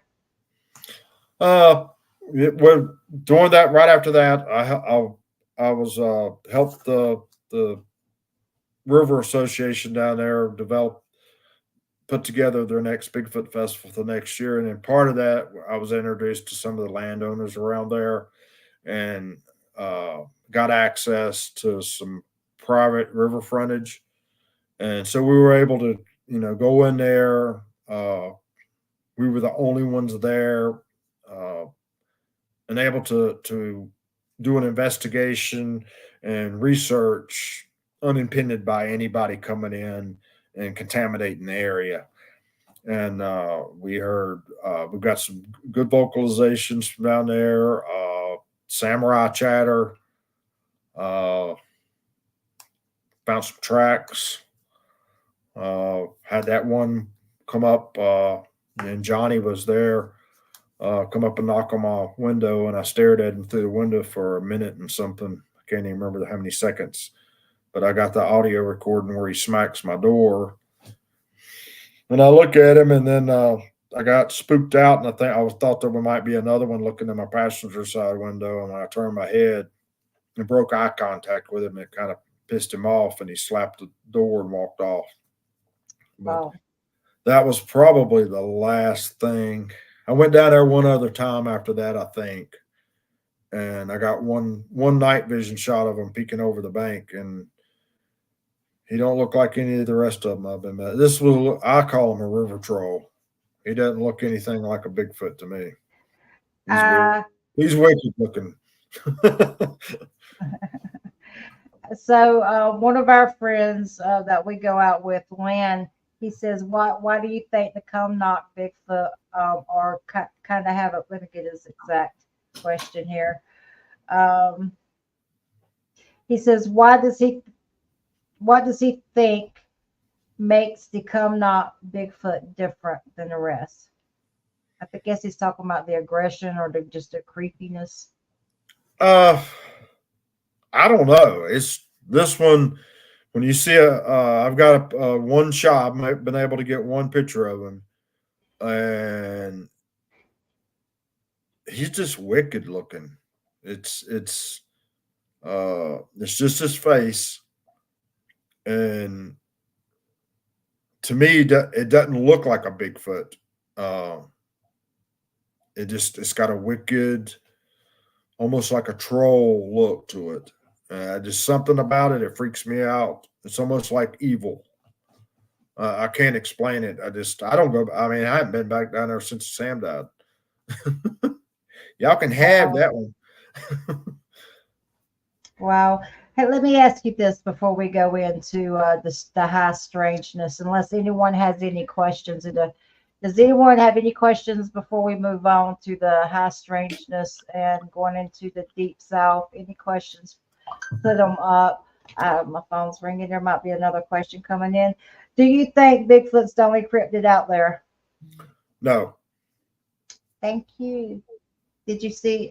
You know what I saw. What do you think? Dogman is a type of Bigfoot, or do you think it's just separate? Uh, I haven't personally seen what people call a dog man, but I have seen Bigfoot with a snout. Uh, my personal opinion of Bigfoot, everybody thinks it's an ape. I think it's canine all the way across the board. I think it's something. There is a big part of it is canine. Now, whether you want to call it a dog man or what, but just my interactions with them, I feel that they're canine in a way than they're more ape. Just my interactions with them and what they are, I don't know. I do know, and this has just been my own personal opinion and my own personal experiences. There are two types of Bigfoot that I have dealt with. And one of them I call the flesh and blood Bigfoot. It's no different than a bear or a deer or any other forest creature out there. It's terrestrial. It's here. I call it come over on the boat. It was on the ark. Okay. And then there's this other one, and normally it has red eye shine. And really weird stuff happens when I have an interaction with them, and I also get a uh, kind of a feeling of you're dealing with evil or you're dealing with something dark. Uh, and what it is, I'm I'm getting closer to understanding what that may be by some of the other experiences I've had, and but the flesh and blood Bigfoot, they're pretty benign. They're you don't really have a whole lot out of them that's fearful to me, especially after you learn exactly what they're doing. But the ones with the red eye shine, they just give me a buggy feeling. Jeremiah said, "Are they baboon-like?" When you're talking about the snout. Yeah. Some of the ones I've seen have the maybe not quite as pronounced, but they definitely have a snout, and uh, they have really wide noses. If you look at where their nose comes, the ones I've seen, the edge of their nose is almost in line with what would be their pupils and their eyes. That's how wide their nose are. It's centered eye to eye. Wow. So Lynn texted me and he said he gets a creepy feeling at come knock. Am I the only one that don't get creeped out by come knock? I'm Don't so, even, the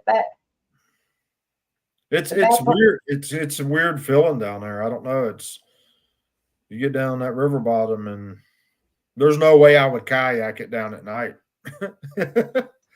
wow. The only thing that freaked me out about come knock is when Johnny shined his flashlight over the grass and you see all these thousands of spiders on the grass. I was like, nope, don't think so. Okay, so moving past. Yeah, he actually got in a chair and sat up in the bed of his truck one night. He did. He taught me that well. Actually, going back to you warriors, we tracked back there. We went down like a washout, and I caught this little black blob on peripheral between two ridges, and it was huge, black, and there one minute and gone the next. It moved so fluently. And so we've had some pretty strange activity out there. Actually, Johnny and Lynn got screamed at a couple of months ago. So Johnny said, carry a big stick and come not. Yeah, I beat him to death with it. We okay, Johnny, you be nice, or you're gonna get beat to death by a big stick there. Um, we actually found, a railroad tie, the big Yeah, boards. We actually found one of those way high up in a tree and come not. You know how heavy those are? yeah. I had a picture of it. Just like Could have got it float. Could have gotten put up there by the flood. we don't know. That's why I have not said anything about it. Yeah, it That flooded down there. That went way over the bridge and stuff. That bridge is scary, man. I probably went like maybe 4 feet on the bridge, and I was like, no, negative, Ghost Rider. I'm turning around and going back. And we all fell down those rocks. So, Yeah, we re- anyway, we recorded a whoop to come off of that bridge. wow, really? Yeah, it's real crystal clear whoop.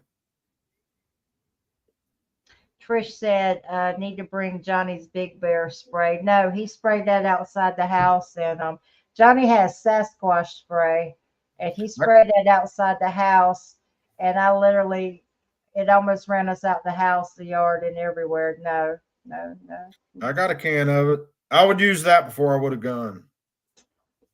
That's worse than OC spray or Yeah, this is bad. capstone. This That's is bad. terrible. Okay, so let's move on. So, leaving you, Lori, going back to the deep south, you've hit some high strangeness, and this is where Grumpy comes into the story. Yeah. Uh, I won't say anything. Uh, the location is just deep south. Uh, I can't say it's the Meadow Project. There's a book been written about it. It's an ongoing investigation. Actually, the team members are there today. I didn't get a chance to go, uh, but Grumpy, one of the lead team members, recently passed away, and then part of his wishes was that part of his ashes would be spread in that area, in our research area. That's how much it means to a lot of us. And but I was contacted uh, by some guys because of my experience with Bigfoot, and I got invited to go down there. It's a very secretive operation, uh, and they wanted me there because of my expertise in Bigfoot, and so I agreed to go. And the whole time I'm there, I'm thinking I'm here to look for Bigfoot. And when I got on site, uh, I didn't feel Bigfoot. I didn't. It just didn't feel right. It didn't feel squatchy. Uh, but I proceeded with the investigation. And I'm looking for Bigfoot sign the whole time. I'm listening. I'm looking. I'm not hearing anything. I'm not feeling anything, and I'm not seeing anything. And the second night we were out there, uh, I'm scanning this meadow area with a thermal, and I pick up this square cube in the middle of this field, and it wasn't there the night before. We were in the same field the night before, and this was just uh, a square cube with a doorway, and on the left hand side of it was a Christian cross, uh, just your typical Christian cross, except for down where the feet would be was another smaller cross member that went across. And I studied it for probably 5 minutes in my thermal, and it had a heat signature that went in a circular pattern out away from the box itself. And I'm looking at it and looking at it and looking at it, and finally, Terry, uh, the guy, research partner I took that went with me down there, I finally I handed him my thermal. I said, "What am I looking at here?" And he said, "What is that?" I said, "I don't know. It wasn't here last night." And I said, "There's no building. There's no building in this field." And at the time, it had real crisp lines, uh, very pronounced heat signature, uh, sharp edges. It was a physical thing in the middle of this field. And we looked at it a few more minutes, and finally, I turned to another uh, team member that was with us, Kristen. I think you've had Kristen on your show. I asked Kristen. I said, "Turn around and look at this and make sure there's not a glitch going on in my thermal, because sometimes you'll get some lines and stuff in your thermals." And she turned around and she says, "What is that?" And she said, "I'm going to record it." And as soon as she hit the record button, it faded out. It just went away. And That's wild. but we, uh, You and guys had a loss of time there, didn't you? yeah, but at that point, we called the rest of the team in, and to make a long story short, Grumpy and another one of the team members, Tim, we actually walked them in. This thing started reappearing, but it didn't never fully reappear. It just kind of got the basics outline of it. But we actually, using radios, we walked them into it, and they actually disappeared from our thermal. Their heat signature disappeared from thermals, and they described what they stepped into as a black veil, like black velvet. It was completely black. They couldn't see the skyline. The floor itself went from leaves and sticks to a hard surface, and the temperature dropped noticeably. It got colder, and then we still had radio contact with them, and we called them back. And whenever they stepped back through the entranceway of this thing, they reappeared. So the best we can describe it is it was a portal, and I didn't know it at the time. I was still we were out here looking for Bigfoot. That's actually what they were actually looking for, but they wanted me and Terry there, uh, and with no what's the word I'm looking for? Expectation. No expectations to see something like that. I wasn't even looking for nothing, but it actually showed up. And what it is, I have no idea. And since then, uh, I've been back multiple times. I've seen. We actually have a those. They've been filming for a TV series in there, and we've been going in doing little short filming sessions, and the film crew actually got spooked so bad they won't go back. Wow. And you could see shadow figures uh, surrounding us, trying to enter people. Uh, some weird stuff I've seen. One of the crew members actually, when she come back out of the field, I sit there and watched her face morph from her face into something else, and she looked like a witch, and then it would fade back. It just kept going back and forth to the point I left. Uh, that's it ain't Bigfoot. Bigfoot, that's where you'd rather be. Yeah, I understand Bigfoot and pretty well, um, but it's blown my mind. Some of the stuff that we've encountered down there, and it just seems we we wind up with more questions than answers, and it seems like it gets weirder and weirder every time we go there. Grumpy actually turned into a ball of light and went from one end of the field to the other in just a few seconds. And they How's it how's it feel to say that out loud? I mean, yeah, because you're credible. I mean, people know you, they know your reputation. How's it feel to say that out loud in front of strange people that I mean, it's hard to believe. It's even hard for me to believe. But if we got it on film, we actually uh, that portal. We have video evidence of it, and if we hadn't had that, I probably wouldn't say nothing about it. But yes, we have video and pictures of it. So something happened. I don't know what it is. Still trying to figure out what it is. But uh, it's just I don't know if it's coincidental, but Tim and Grumpy were the only ones that entered it. And Tim passed away not maybe a year after he entered into it. He died. Uh, Now, whether it was a natural death, we'll never know.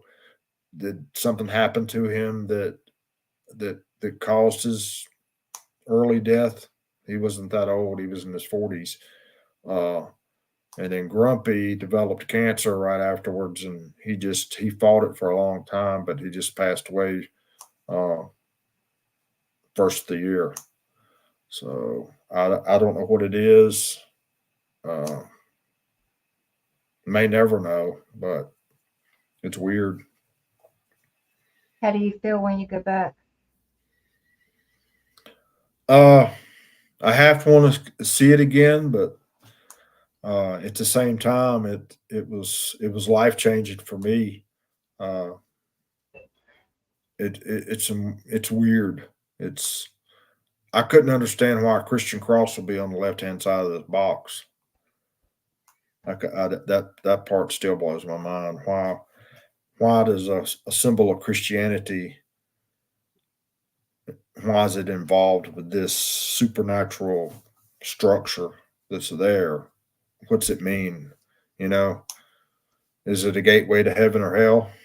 You know, what is it? I don't know. But you know, all this weird stuff. I've got some other stuff weird that I've got a couple hours of video of a little alien looking dude. Uh, he's only about 30 inches tall. Uh, I've been sitting on that for since 2016. Very few people have seen it. It's a couple hours with a video, and I may release it to the public here soon. But uh, I seen that. I thought that was weird, but this portal thing's even more weird than that. But You well, prior to 2012, I'd never seen anything on the thermal. I've got a lot of hours behind a thermal and night vision. I've never seen anything weird. After 2012, it just seemed like the weirdness come out of the woodwork. do you think that has anything to do with the energy of the world, or shifting, or changing, or ley lines, or anything like that? Well, the 2012, the world is supposed to end according to the Mayan calendar. And in some interpretations of the Mayan prophecies, everybody says the world was going to end. I don't know if you remember that or not, but other parts of that prophecy that the Earth would be crossing the galactic plane, and we would be entering into a new age of knowledge. And maybe they were right, and we're crossing in, and stuff's being revealed to us. Uh, I don't know. I'd rather stick with Bigfoot. Lynn wanted me to ask you, do you think the government knows about them? Yes, 100%. Do you have anything that led you to believe that? Yes, but I can't go into detail. Jeremiah says the veil is thinning. Yep, Sir, yeah. it's definitely changed. I mean, the whole cryptid world has changed. It's. I've got some stuff on my cameras that I can't explain. I've got a. Uh, I just spoke about it on another show a couple weeks ago. Uh, it looks exactly like a humanoid lizard man with a velociraptor head. I got it on one of my game cameras. What it is, I have no idea. But that showed up on the IR range, and some of this stuff you can see with the naked eye. That little alien dudes that I've got so much video of. You couldn't see that with your naked eye. You couldn't see it with night vision. Third generation military grade night vision. You couldn't see it with uh, digital night vision, but it sure showed up on thermal, plain as day. I mean, it wasn't. This is. I think you've seen it, hadn't you, Victoria? Maybe. Yeah, I yeah. know Johnny has. I mean, it's there. It's not something fuzzy. It's not something that looks like something. It's there. It's prominent in the. It's prominent. You can see it. I remember that one. Yep. And it's what it is. I mean, why was it there to begin with? I mean, I filmed it so long, I got bored with filming it, and it was only 25 feet from us. And the It had guy a that was funky with me, looking head. yeah, it's got not. It looks like a reptilian head. There's actually three of them, three different types in that video. One's got a reptilian looking head, knots all over it, real flat face, and then there's another one that sticks his head out, and he's got the classic gray alien big eye look. And then there's another one standing in the background that's got a real long neck and a face that looks like a dragon or a horse. It's really Oh, weird.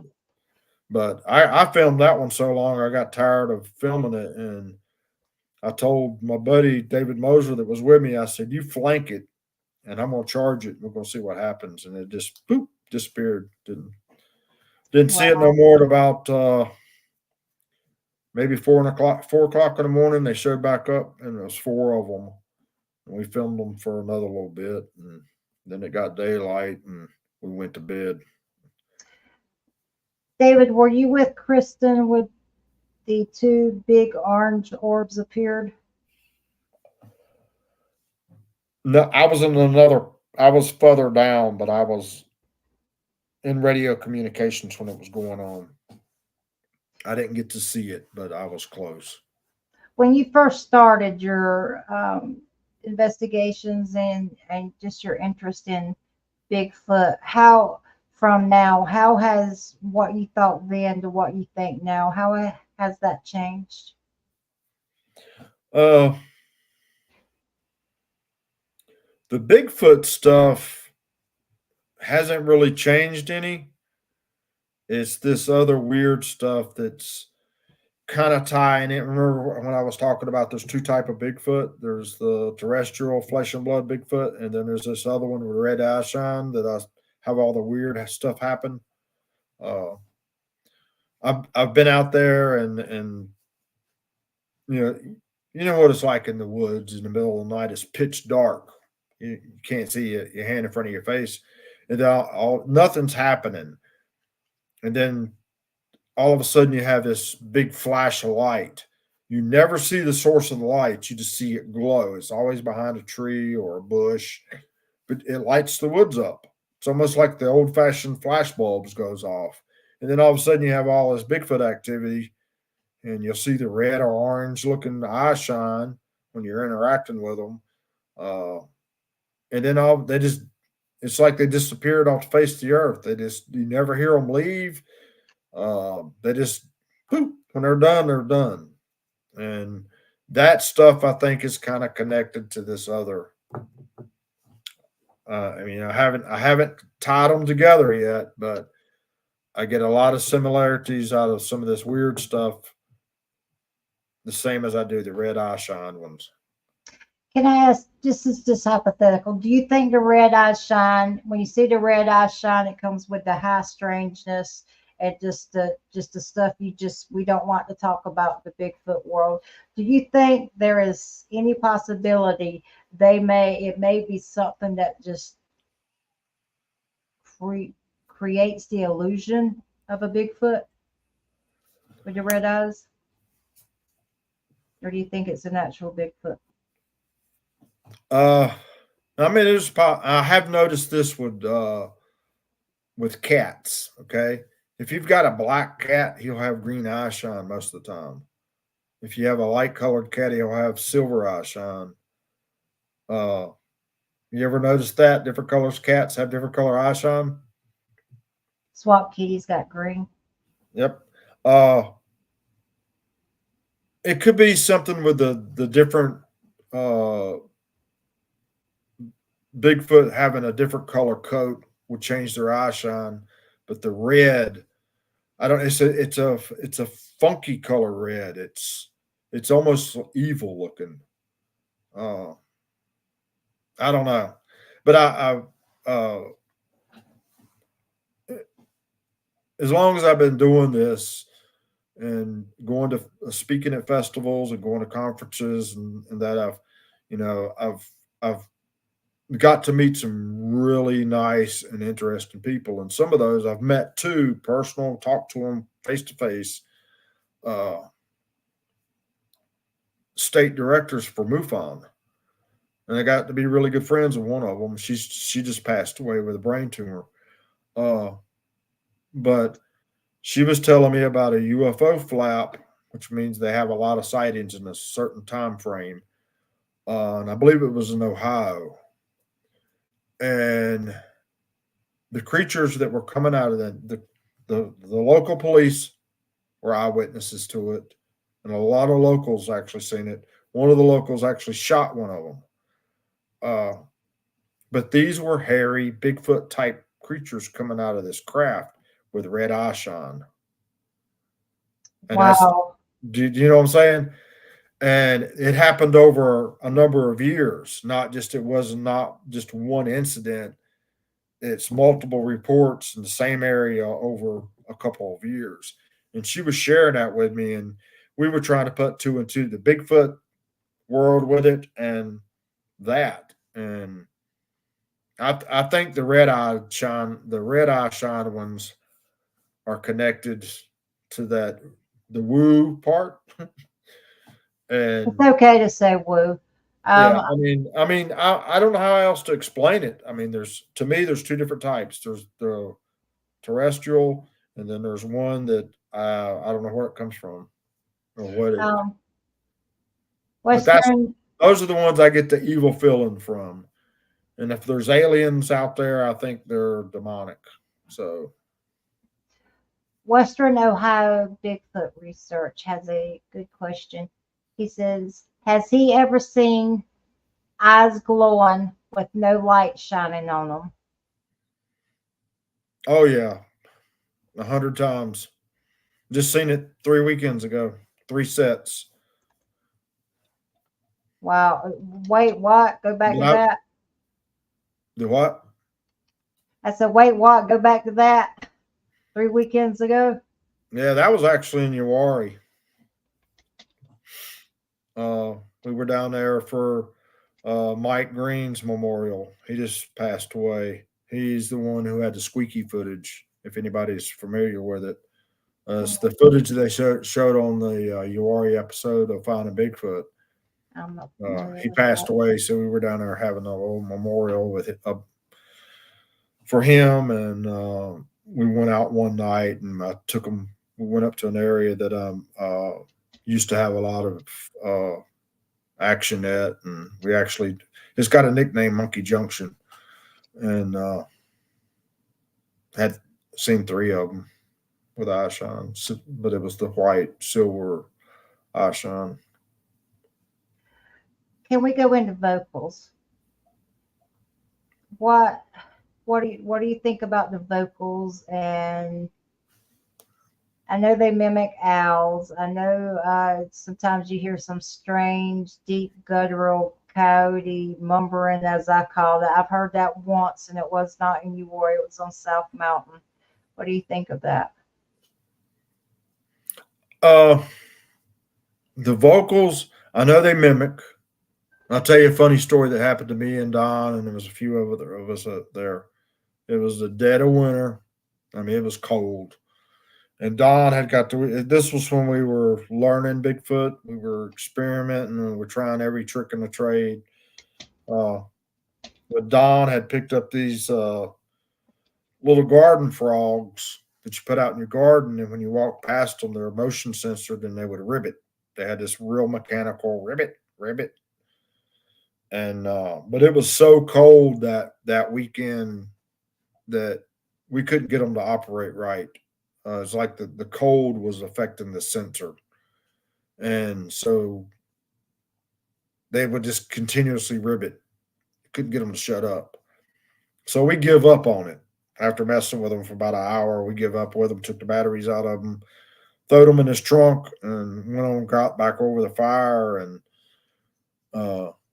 maybe an hour later, from the thicket, now this is, I mean, this, remember, it's cold. There's no frogs out. But coming from the thicket right behind us, you hear this ribbit, ribbit, ribbit. So That was in the middle of the winter. yeah, they were mimicking it. I mean, Didn't you guys have? Go ahead. go ahead. Did you guys have a incident with the owls? The vocals Oh, of the yeah, you've heard. You hear the barred owls. You know, barred owls can fool you if you don't know what you're listening to. So a lot of times, it sounds like a pack of monkeys out there uh, going at it. But when you're out there, and I think this has happened to Johnny, your husband. You hear the classic whoo whoo, you know, owl, and then you hear one that goes whoo, like it's not an owl. It's trying to sound like an owl, but you know definitely that was not an owl. It just got this funky whoo. It's like it's a fake whoo. But I think the coolest thing that I've heard vocalization wise is samurai chatter, and that's like listening to two old Japanese men argue with each other. Where was that at? I've heard that in Uwari. I've heard it at Cumnock. I've heard it, I think, in Georgia or South Carolina. So we've been going on for over 2 hours. Do you guys have any questions for David? Because this guy's just a I'll tell you, he's the godfather of Bigfoot. It's the encyclopedia. You guys have a question, ask. He's OG. He's been around for a while, and if you don't know, he'll tell you. I don't see any more questions popping up. I think there just was. I think we got quiet at the high strangeness, but that normally happens with everyone. If you guys wanted to hear more about the Meadow Project, go back and look up the shows with Trey Hudson, the Meadow Project, Kristen Payton, Terry Wendell was also there. So Tom says, ever heard them cluck? Cluck like as in a chicken? Is that what you're talking about, Tom? I've heard them sometimes whenever they do they'll clack their teeth together. Sometimes it sounds if it is pop them or they do a mouth pop, it almost sounds like a cluck sometimes. What do you think about structures and tree bends? Going back to the early days of actively researching Uwari, we used to go out in the field. We never really used the trails. We just went off trail and looked. I mean, don't look for Bigfoot. And that's one of my rules. I don't look for Bigfoot sign anywhere humans go, like on a human trail, because there's too many times somebody can go down through there just playing and grab a limb and break it, or they break it to get it out of their way. So generally, if it's within a few feet of a trail, it has to be really good before I attribute it to Bigfoot. But back in those days, when we would walk out from the campground itself and come back, we started noticing they would do these little, we call them looking glass, and they take a sapling and they bend it into a circle around another sapling and then tie it. And we figured out real quick that what they were doing, they were actually marking where we were walking into the forest at. So at nighttime, they would never be in those areas because that's a possible way that we would walk into the woods. It was a human path that we would take. But the tree twists, it's out there on the internet. It's in the wild now. But those are territorial markers. They're a show of strength, I think. And I could go in a whole thing just on that tree twist. What happened, why it happened, why I think it happened. Going all the way back to Mike Green's squeaky footage and the Zagnut candy bars. But what I call a teepee structures, usually three larger logs put into a teepee shape, and they usually use the forks of a tree. You always find those marking intersections of human trails, whether it's a hiking trail or it's a logging road or it's a road. If you get back about 20 yards off in the corner of one of them, that's where I always used to find those type of structures. And I think they're road markers. They're road signs for the Bigfoot. They're meant for them. It's a way for them to remind themselves and each other that they're getting ready to come up on a human trail. The big X's that you find, every time I've ever found a big X, it was always marking a spot where if they continued in the direction of travel, they were going to be exposed. It's almost like a stop sign. These stick structures where you find multiple sticks stacked up, laying across a log, or in some fashion, they'll sometimes stack them all together. I think those they're like signposts to other Bigfoots that may be coming through the area that, hey, there's 6 Bigfoot that live here, and this is our mark. This is thing.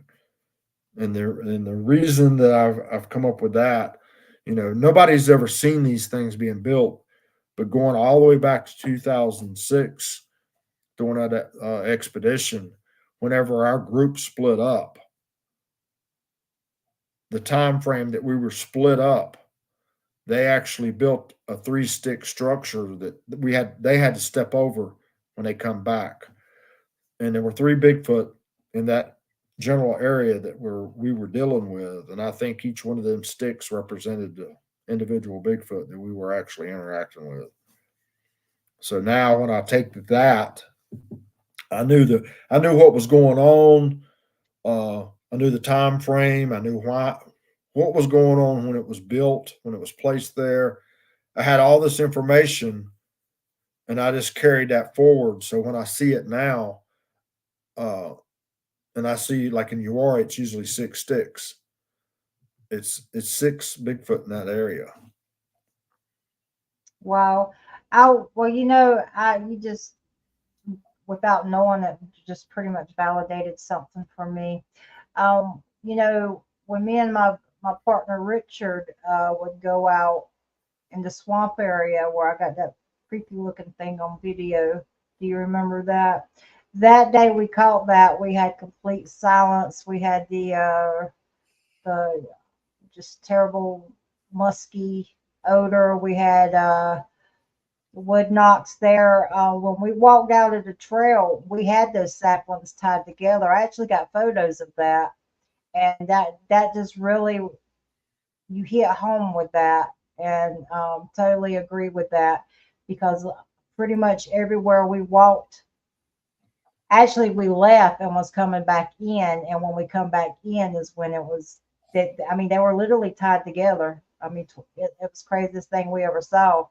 And if you're not on, your game or observant of your environment, or you just deviate to the left or to the right, you're not going to notice it. Oh yeah. Uh, I give you this folks some pointers on finding stuff like that. You go back to, I never look for a Bigfoot sign on human trails. Say if you're in Uwharrie and you're walking on a trail, but if you go off about 20 yards on either side of that trail, you'll find screens that have been built, and they'll pull saplings together and they tie them together.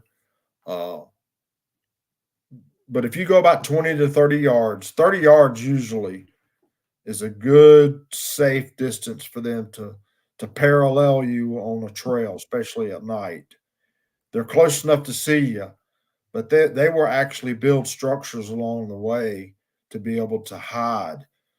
And they'll leapfrog ahead of you. If they know you're going south down the trail and that's the only way you can go, they'll leapfrog around you and get ahead of you and let you pass again, and then they'll scoot around. Uh, but if you look on trails, game trails, uh, but look about 20, 30 yards away from a human trail, and a lot of times you'll find structures. And you'll find the tree breaks.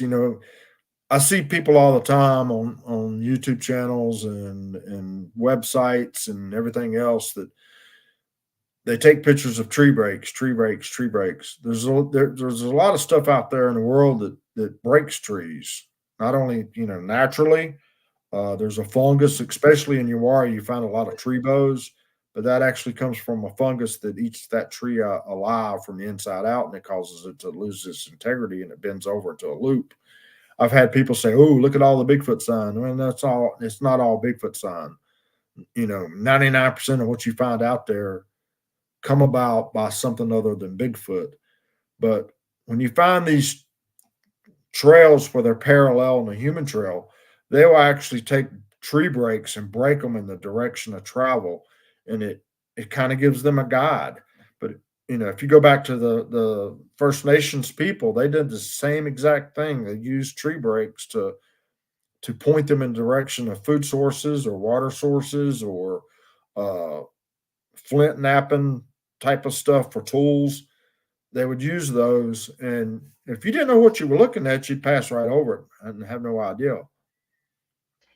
Um, so Jeremy, two things. Trish said, what amazes me is how quiet they can be when they want us to. And Jeremiah says blinds. What do you mean by blinds?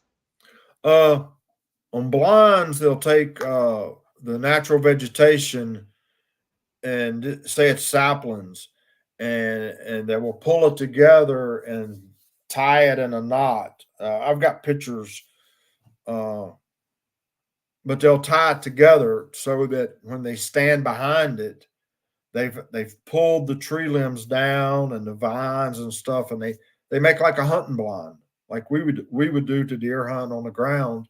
You'd set up a blind that actually puts a barrier between you and them that they can hide behind, and it'll grow that way and get thicker and thicker and thicker. And then certain places they make it extensive when you find it. Uwara used to have a lot of it, and I haven't seen it down there in a long, long time. The last really good ones got burned up doing a controlled burn, and they've never replaced them. David, we've been going on about, we'll go as long as you want. I can talk for days. No, I've been by the campfire with you. You're awesome. Is there anything you want to hit on that we haven't hit on yet? What's the most common myth about Bigfoot that you found, or misconception? That they're all huge, that they're all these big 8 foot, 9 foot tall creatures. And I've only experienced maybe two that were that size. One of them was in Cumnock, and I'm not even sure that was a Bigfoot. I think it's a troll. But most of them, especially here in the southeast, they're 6 foot. They're human size. They're skinny. They're athletic. Uh, and a lot of the sightings, and I've taken a lot of sightings when I was an investigator with BFRO, and I've done a lot privately, on my own. Uh, Most of the time, when people see this great big huge uh, creature walk across the road in front of them, it's the male, and he's always going to be the biggest. Same way, with the mountain gorillas, the male is always going to be the biggest one in the group, and he's the one that's out hunting for food or roadkill or whatever. The females and the babies, they stay back in their core, what I call home zone. They don't leave that area much. The big males, they go out on hunting expeditions, and they go out, and whether it's a goat or a dog, or more times than not, it's roadkill. If you ever go to Uwari, and you'll notice, if you go down there enough, there's never any roadkill that stays on the road overnight. It's gone. Uh, you don't see any snakes, dead snakes, nothing. It gets scooped up right away. Biggie's, I think, my personal opinion, Biggie's out there gathering up all the food and bringing it back to the family without putting them in danger. And that's why all your the ones you see crossing the roads, and you hear the reports, it's always this great big huge Bigfoot that crossed the road. It's the male, and you're not seeing the females, you're not seeing the juveniles, you're not seeing the babies. The little ones they're a lot like mountain gorillas in a sense, the way they interact. Uh, I've seen pictures of uh, the little one. The babies don't spend much time with the adult male. They tend to keep their distance. I've seen some photographs. This has probably been 15 years ago, of them walking across. Three of them walking across the field, and you can tell it's a big 16-inch track, a 14-inch track, and then these little 6-inch tracks of a young one, and he's just going down. Most of the time they're on all four. They're going knuckle down, and they'll stand up and walk on two legs for a minute, just like a human, and then they're down on all four and they're crawling around on their knuckle down, I call it, and then they're circling their mother as they're walking around, but you never see them tracks get close to that big one. He stays close to mama. I recently said when they're doing the spider crawl, more than likely they're on the knuckles. Do you agree with that? Uh, I haven't seen it personally myself, but it's almost like they're on their fingertips and their toes. Wow. They're Go ahead. uh, Grumpy, the one that just passed away, was telling me an experience they had, and he said a female had stepped out into a field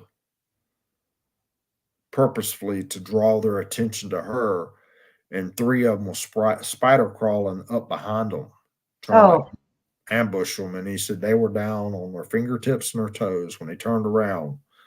They One of them made some noise, enough noise for them to turn around, and I think they were actually filming. Uh, Grumpy was on. He killing. was one of the team members on the TV series Killing Bigfoot, and that actually I think happened while they were getting ready to start filming, or they were in an area where that happened. Randall said, has he ever heard the sounds of their footsteps coming around you? I mean, like pounding of each footstep, like throwing I guess, stomping your feet coming at you. Yeah. The day going back to where that little boy had his sighting up on top of the mountain and we had to take him out, that one that come up the mountain actually stomped the whole way up the hill. He wanted us to hear it. But they do that. The reason he was coming at us like that was I had was holding the young one that I was watching for so long. He didn't have a chance to scoot away because I kept watching him, and all he was doing was, I call it like they do like a kill deer. If you get close to the nest, the female or the adults will act like they got a broken wing and fly away and try to draw your attention away from the nest. That's all he was doing, was drawing our attention away from that small one we were watching. Wow. And when they want you to hear them, you'll hear them, and when they don't, it's like listening to a cat. You don't hear a cat walk through the woods. What do you think their biggest threat is, David? Man, Do you think they need our protection? nope. Do you think But I we hurt also them? think that's one of the reasons our government does not recognize them as a uh, species, that they don't exist.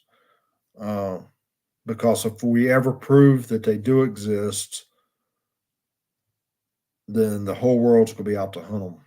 And Oh, I think, well, we literally destroy everything we touch. But also, I think, the government can come on your land and say you have the perfect habitat for a rare bird, and you can't farm on your land. yeah, I So, mean, do people not see the door that they would be opening if we did push to have them recognized? They literally can come in your backyard. They're land grabbing anyway from the farmers. They literally can come in your backyard, say this is a perfect Sasquatch habitat. You can live here but never farm again. Do people not? I mean, yeah, that I mean it's a that was look what happened with the spotted owl back in the '80s. It shut down logging in the national forest. It about crippled the lumber industry over a bird. And imagine what would happen if you prove the existence of a bipedal humanoid type ape or whatever roaming around the forest of North America. The there'd be a uproar land to grab. protect it, it would shut down the oil and gas industry. It would shut down. I mean, there's documentation of Bigfoot going back 400 years here in North America, and we have still not proved it exists. How long would it take for them to shut down our national forest till they could actually understand and study and figure out what they need to be protected? It would shut everything down. It would kill the economy. in the long So, run.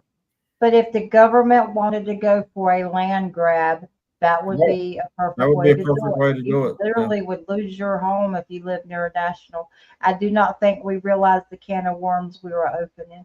Oh, it would But be a big can of worms. I mean, they're they'll out in California right now. They shut your land down over a frog because you got a wetland or got a puddle and you can't do anything there because there's a certain frog that lives in that little puddle of water. yeah, I just think we need to tread cautiously with that. Well, David, I don't see any more questions floating around. Yeah, I think I I put really, everybody to sleep. I don't, I think, I do not think you put them to sleep. I do thank you for your time. Jeremiah says, well, they're already doing that now. You're right, Jeremiah, but what do you think they would do if we push to have them recognized? How bad do you think that's going to get? Literally going to, they're going to land grab, and the farmers will be the first people they go for. Flat Yep. Rock said, "Great show, very informative, Dave. Thank you, Flat Rock. Your show was great last night. I got a lot of compliments on that." And if Uh, I was watching Flat Rock show last night, and if he needs any help with the squatches he's got down there, I could probably help him. Show him some things that would keep him away from his house. um, Flat Rock. I tell you why. I'll handle that behind the scenes and exchange numbers if you guys want to. Does anyone else have any questions? It's been a great show. When I get off, there'll be a Jeremiah don't think that ever happened for boogers, talking about the land grab or being recognized. No, they'll keep that suppressed as long as they can. And Randall says, I remember that when that happened when the owl. Yeah, I think we need to tread lightly on trying to have them recognized. Literally, this is my opinion. This is just my opinion. As people, we have destroyed everything we have ever promised to protect. We are the reason animals go extinct. I'm not saying we just literally we overregulate and we destroy things. Western Ohio says uh, Western Ohio Bigfoot Research says, thanks, Dave. Very interesting. So, Dave, is there anything you want to say in closing? I know I'm going to give you a few moments at the end of the show to pay tribute to anyone, but is there anything you would like to say before we go there? No, just I thank you for having me on the show and being able to share what little bit I can. Uh, I don't. I'll learn. I'm still learning. You'll never learn it all. I don't think. Every time you think you got it figured out, they throw you for a loop. But I just thank you for allowing me to come on the show. I appreciate you coming on. I also appreciate all the knowledge you've shared and the friendship you've extended over the years. And I'm very grateful for your time and Trish. So at the end of the show, I always give a few moments for someone to pay tribute. And I know there's someone you want to pay tribute to. So take your time, and I'm going to get handed over to you. All righty. Uh, I would like to. I didn't get to make it this weekend. We were doing a memorial service for Bob Wilson, Grumpy. Everybody knows him as Grumpy, uh, and spreading his ashes. I wasn't able to be able to attend, but the Bigfoot world, cryptid research lost a great man when he passed, but he's gone, but not forgotten. We'll carry on his research in his name. Y'all have a good night. Everyone take care. Thank you, David. Bye.